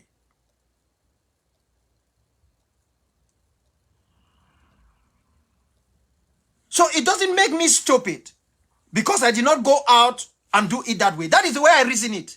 So if my fellow brother or comrade feels that the best way for him to do it that will benefit the struggle is to do it in public, so be it. And if the consequences come the other way, so be it. What I know from my studies, from the people I have talked to, even those who are failing the people of South Sudan today, is that nowhere in the world do you make alliances, especially alliances as deadly as this, in public. People might not like what I'm saying, but this is what I'm telling you. You do not make these alliances in public. You do not. Before the people come to realize the alliance, it has taken a different blossom. In fact, before you even come to the public, you have already started it to a certain extent that it is benefiting both sides. Then you come to the public. Because you will never hide. You come to the public. We are not a state yet. The Biafrans are not a state. We are hemmed in by two vicious states. So when you go official, the only thing we can do is a few minutes of glory. It's a few minutes of glory. It is a very wise decision that could be poorly executed. And the execution could be monumental to each one of us. I don't think anyone should hold back a leader not to talk to X or Y. I have my own opinion on that. Anyone can talk to anyone. If a leader is going to have a quiet negotiation somewhere that he or she begins doing something successful, good and fine. Good and fine. This is not showmanship. This is war. And during times of war, there is a certain level of dictatorship. It's not everything you must take to the people. Because if you think you are going to organize some democracy, you will never achieve what you want. There are spies all over. By the time you start doing these things, they will go out like that. So it's the issue of the benefit. It's the issue of how it is being done. That's the response I'm giving to this master student and to everyone who is listening to me. It is not the issue of who is doing it, who are those involved in it, and why should they do it? Because they have the authority to do anything. You can take it from them. Just like you have the authority to do anything. If you sit there, you're only waiting that Dr. Awkwanga must go and do this, you never have freedom. If you think that you have something to offer, offer it. It is how you offer it. Some of you have contacts. You don't make use of those contacts. You don't make use of them. You can reach out to those contacts if they really trust you. And then you bring it to the leadership that you think can use that contact for the good of the struggle. So it is how you handle it. It is how you handle it. I was never asked to give an input on whether this should happen or not. Biafrans came to me. Ambazonians came to me. I said, no, I'm not going to talk. I've given you people my own position. That is just what I'm telling you. That everybody has the right to talk. It depends on how you do it. And the consequences on both struggles. There are other ramifications in these things. There are others. There are others. The only thing that got me concerned was for people to say that we must do these things the way we want to do it in public or not in public because there is no country that is coming to support us. That is not a smart statement. It's not a smart statement. I don't think any normal person should say a leader should not talk to another leader somewhere. When they have a struggle that might not be the same, but have some similarity. After all of us are fighting for freedom. How the others do theirs is their business. How we do ours is our business. I see it from the human rights perspective. And that is why as the Secretary General of the OES, I always condemn what is happening to the Biafrans. I'm being tactful. I remember that the Ambazonians who had even accused me that, doctor, you are going to bring trouble to this struggle because you are talking to the Biafrans. The only unfortunate thing is some of those very Ambazonians were the people who went online and they were clamoring. They were clamoring. The meeting that was supposed to take place today or took place today, the conference or press conference. So you begin to see this, you don't even call it double standard. Is that if Sister Josephine is going to bring freedom for our people, and somebody hates Sister Josephine so much, they will refuse that freedom. They will wait for it to come from Brother Paul, or they will say there will be no freedom. That is a type of mentality which has not done any good to us. It hasn't done any good to us. It hasn't. Trouble is coming. Real trouble is coming. Real trouble is coming. The Biden administration is in. You see the games that are going on. You see the games. And the worst of these games is not coming from France. It's coming from the African Union. No people have betrayed us and abandoned us. No people have blocked every opportunity for even a single statement from the Security Council as the African delegation from there. If I sit here to tell you people whom I've talked to, the countries I have reached out to, I don't share these things because what we want is the fruits of our labor. None of you is going to have any change in your lifestyle for me to sit here and name you the ambassadors, the ministers, or the head of governments I've talked to. It doesn't matter. It doesn't. It is what change it will bring to your life and to, in a nutshell, to this struggle. That is what matters. That is what matters. So we have to prepare ourselves. Even in the midst of chaos, prepare yourself. Tell your people on ground zero that trouble is coming. Tell your people on ground zero that real trouble is on its way. And it is time we take stock, because it is going to be very bad. Yaoundé know what I'm talking about. It's going to be very bad. Don't sit here and open your mouth and say, let them bring it, when you use just your mouth. You want them to bring it? Prepare to defend it. It's going to be bad. And for those of you who are on ground zero, who have fought gallantly, who have sacrificed so much, at times with little or nothing, for those of you, as much as it is our duty to recognize your sacrifice, as much as it is our duty to praise you, as much as it is our duty to stand by you, but the most important duty that we owe is to let you know when you are doing something that is not right, that you have to stop it. You have to stop it. You have to stop it. No war is good, which means there are things that happen during the time of war that almost become uncontrollable. But it is our number one duty to protect our people.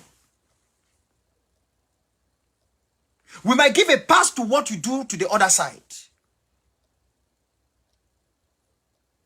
We might even try to turn our eyes away on how you treat the prisoner of war.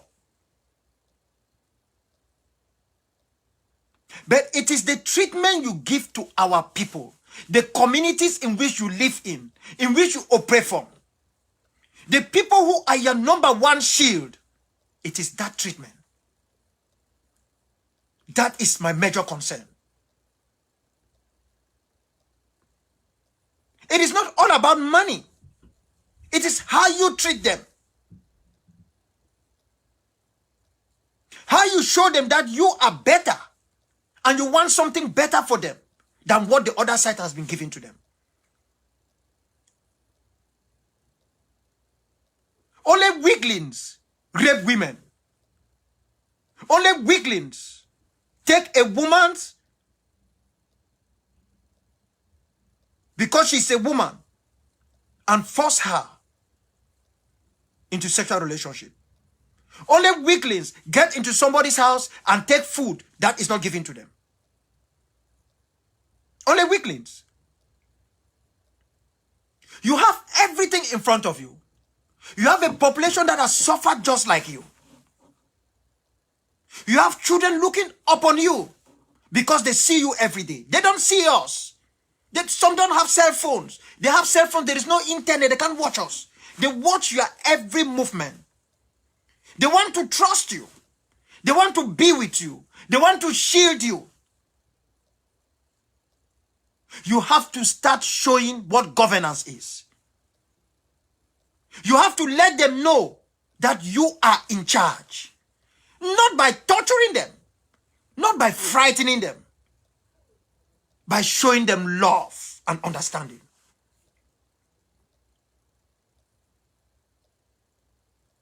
I don't say these things lightly. I say it because in any war, once the fighters, regular or irregular, lost the command of the local population, there is no amount of weaponry that can make them withstand that war. If you have people who have any idea about fighting, they will tell you what I'm saying. There is no amount of weaponry. You will lose that war. You will lose the physical aspect of that war. Because it's possible to lose the physical aspect. But like as I told Yaoundé, they can't win this war. Because this war is not just physical. It's not just killing our people. It is psychological. It is emotional. It is mental. And there is no way they can win this physically. It is a problem. It is a huge problem.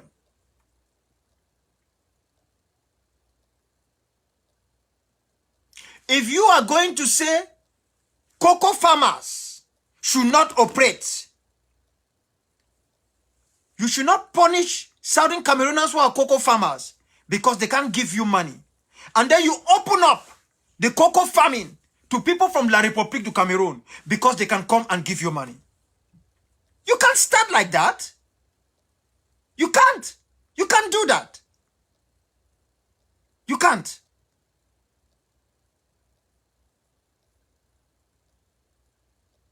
This is our land. There is everything in our land.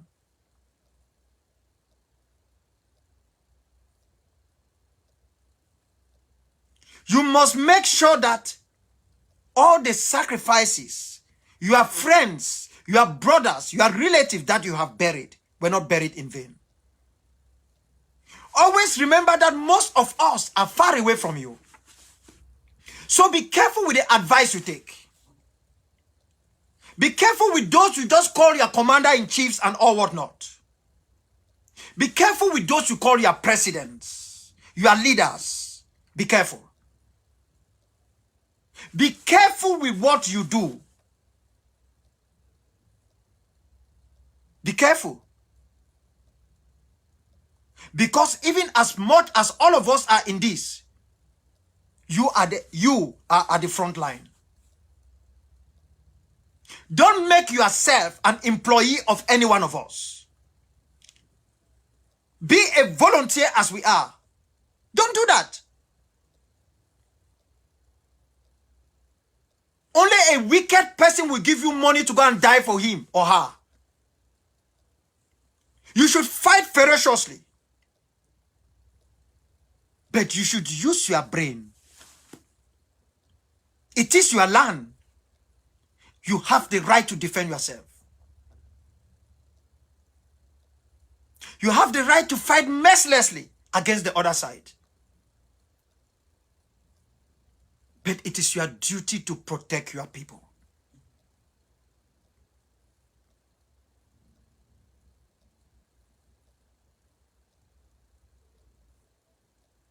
It hurt that I will sit in the US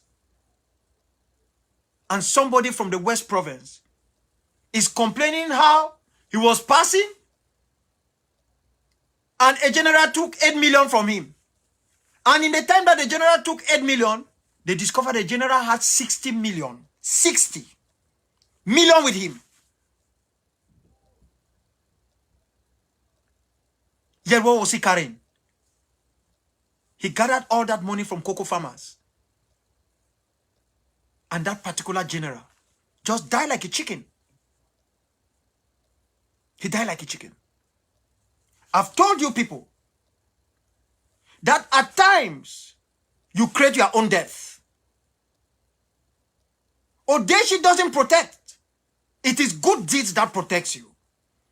Odeshi is courage. That is the meaning of it. Maybe somebody never told you. Odeshi means courage. It's courage. But courage does not go with people who go out and start doing criminal things. At times people will say, we are surprised. How did that bullet, it did not catch everybody. It just went and touched only that one. What happened? You don't know why? You don't know why? Because African tradition is most of the time very truthful. There's a difference between witchcraft and African tradition. Our traditions are very truthful. That is why at times they will tell you, if you know you are going to lie, don't touch it. Don't swear upon it. They will tell you that. Don't go somewhere and say, somebody owe me 10,000 when the person took only 1,500 from you. You are going to kill yourself and destroy your entire generation. I'm saying these things to you people every day. I'm saying it to you people.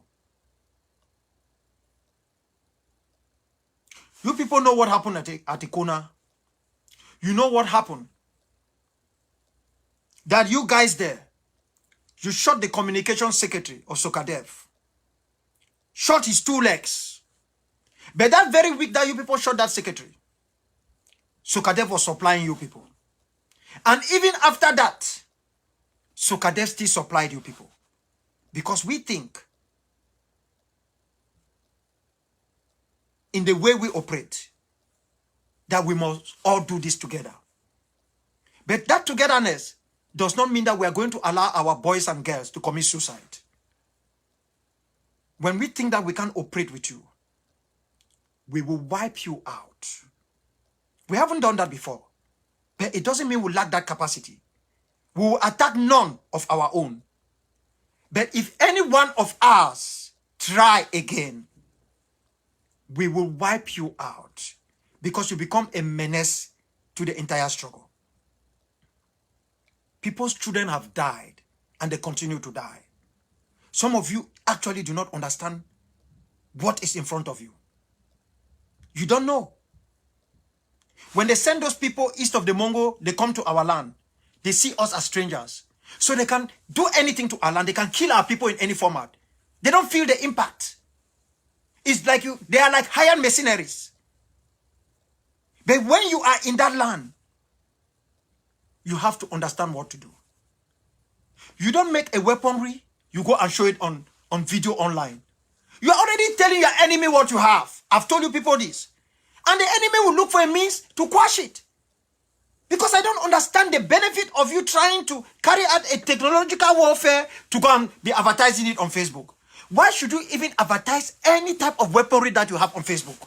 Why? Even if you seize from the enemy, why should you advertise it? What type of warfare is that? You have uniforms, you have stuffs. Yes, there is propaganda. No, propaganda must be positive.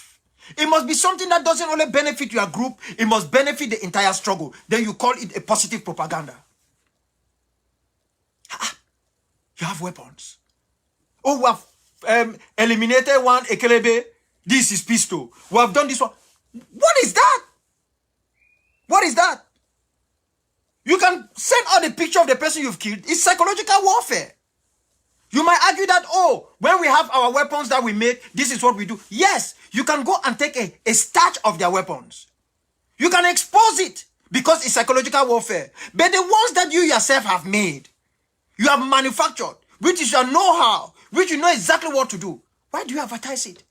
You should let it hit your enemy. Let your enemy not actually understand what is hitting them.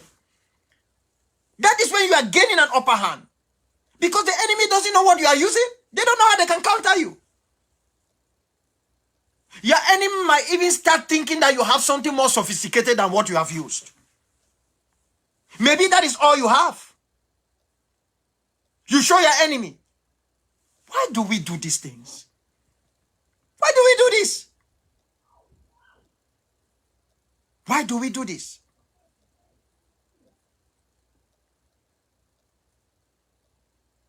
And to those of you who are activists, who are still reaching out to these boys, I've spoken before and I'm begging again. Please, leave these fighters alone. And can some of you just cease from making comments, from being activists for 1 full month, take off 1 month and contribute your ideas and your know-how behind the scene and you see what will happen. Even this storm that is coming, this ocean of destruction can easily be halted if you do that. If you do that, you cannot go to your page and you're trying to prove who is more better than the other. I don't want anybody to praise me. I don't need praises. I don't want anybody to say I'm better than X or Y. You can reach me privately. You can reach any other person privately. You don't need to bother with those who insult me or insult others. You should ask yourself, what good does it do to this struggle? That is the question you must ask.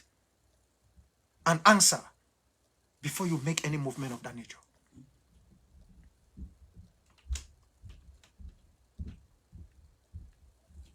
It is not easy every time I come out here to speak.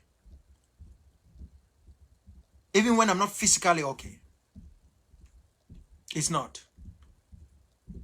To sit here for long hours and talk, it's not easy. But when you see that danger is coming and you don't alert the people and don't ask, how do we overcome it?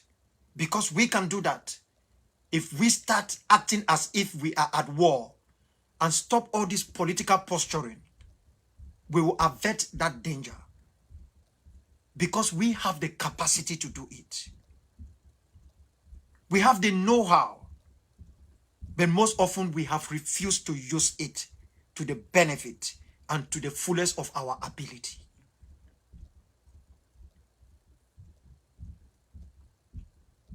There is a small window that is opening. And now you can take advantage of that window. There is that small window. We didn't make these phones. So you should also be careful what you say over the phone. No matter the network you use, you have to be very careful. When someone is in Maryland, and even during the period of COVID, and you prefer to call me over the phone to discuss certain important things, I will not answer you, I will not take your call. I will doubt your commitment. We are at war. It's not to change power in Yaoundé. We are at war. Not to kill the people of La République du Cameroon. We are at war. Because war was imposed upon us.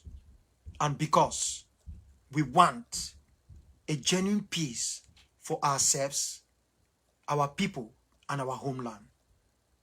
The peace we have never enjoyed. We do not want our children and our children's children to meet our fate. That is why we are warring. That is why. It's for peace. A permanent, positive peace. Away from the temporal negative peace that has been with us, even with the people of La République du Cameroon, for more than 60 years. That is why we are at war. And that is why there's destruction in our homeland. And that is why the worst is on its way. But before we go, I want to read something here to sign off. This book is called How to Make a Nation, a Monocle Guide. Let me read.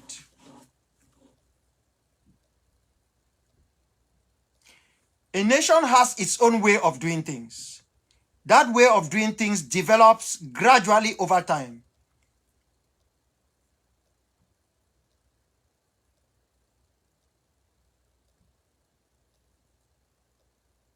That way of doing things develops gradually over time.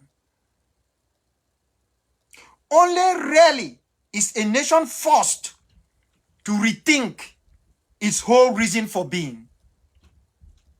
To take a deep breath and start again. Listen to this. Only rarely is a nation forced to rethink its whole reason for being. To take a deep breath and start again. Its whole reason for being. We are personifying the word nation here. When nation is not being seen from the perspective of like a human being. A reason for being. Like telling somebody, what is your reason for living? What is your reason for living? In almost every case, it's because of a necessary, often urgent desire to break from the past.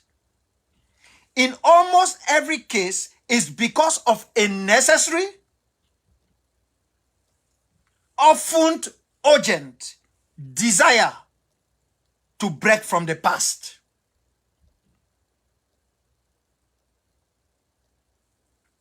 Germany in 1945. The Baltic nations in 1991. South Africa in 1994. Southern Sudan, that became South Sudan, in 2011.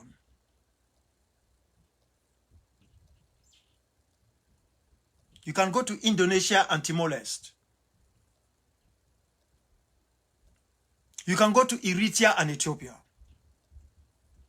And that is why the statement is, in almost every case, it's because of a necessary, that is the key word, necessary, often urgent desire to break from the past.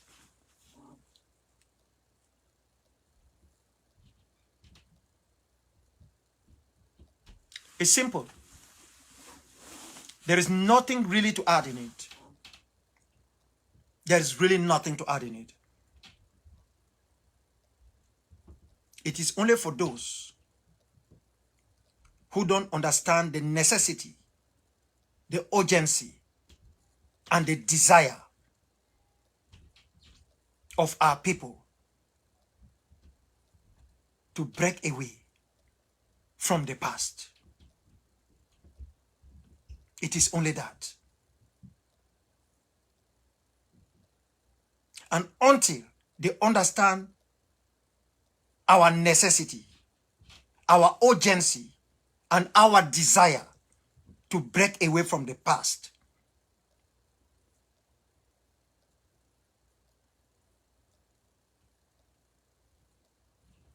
then the peace we all seek, because even them are saying that they are seeking peace, when in reality, what they seek is to pieces the people of the Southern Cameroons. Until they do that, until they understand that necessity, that urgency and desire,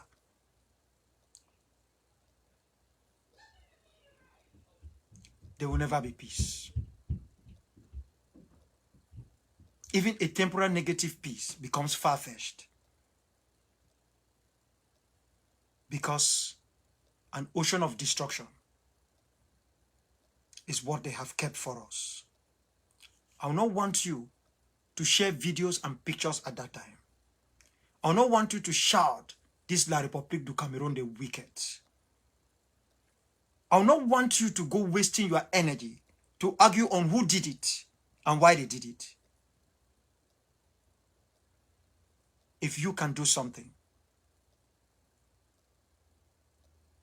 start doing it now.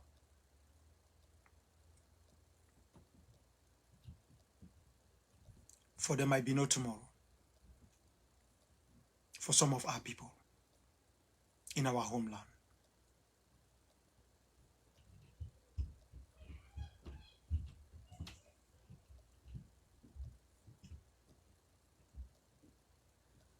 Let all what we have worked for, sacrificed for, put in every energy of ours into, let it not flash away.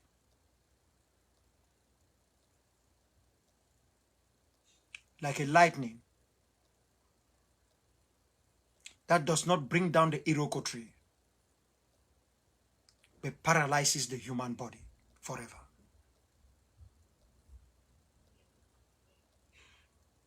So it is important that even with a message so tough, so painful, so difficult, we should recommit ourselves to the necessity, the urgency, and the desire to free ourselves, our people, and our homeland, by saying Southern Cameroons must win this war. Therefore, I will walk, I will save, I will serve, I will sacrifice, I will endure, I will fight cheerfully and do my utmost, even unto death, as if the struggle, as if the issue of the whole struggle depended on me alone. So, help me, God.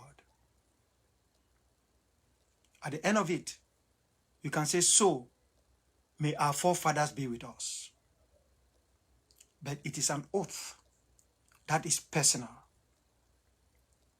It is an oath that rekindles your faith in the struggle. It is an oath that reminds you that there is so much work to do. That when you fight on ground zero and out here, you are serving the people. That when you fight on ground zero and out here, you are saving the people. Then when you fight on ground zero and out here, you are sacrificing for something that is far larger than you as a human being. That when you endure, despite the challenges that are internally and the challenges that are without from the other side, you are putting everything for the struggle. And that when you fight, whether you fight physically on the ground or you fight through your sacrifice, your endurance, your service, your work, your spirit of saving lives, when you fight using any of these elements,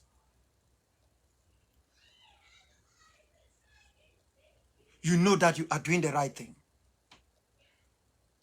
And that no matter how tough it is, if it there goes wrong anywhere, anytime, you must have played your own part. Because where we are now, our number one line of defense should be our conscience. Let it prick us.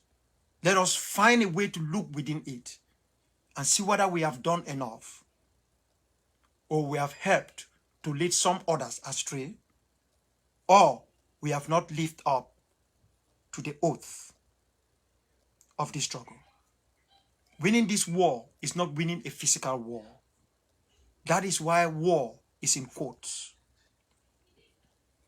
And as I said, war is everything that encompasses a struggle like this.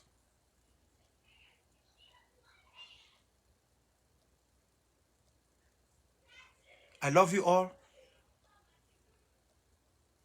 You might not have liked what I've said. You might not have liked the way I said it. For that one, I ask you to forgive me.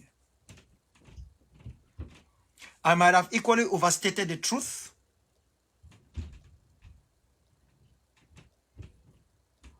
I might have looked within myself to think that I am the one speaking, instead of recognizing that there is something higher, someone higher speaking through me.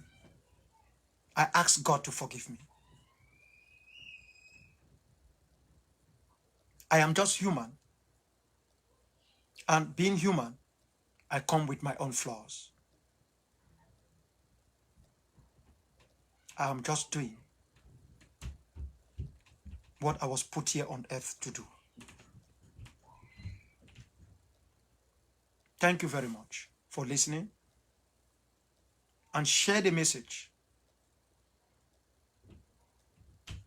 and start working very hard, quietly, with those you can trust, to make sure the final solution that has been put in motion is never realized.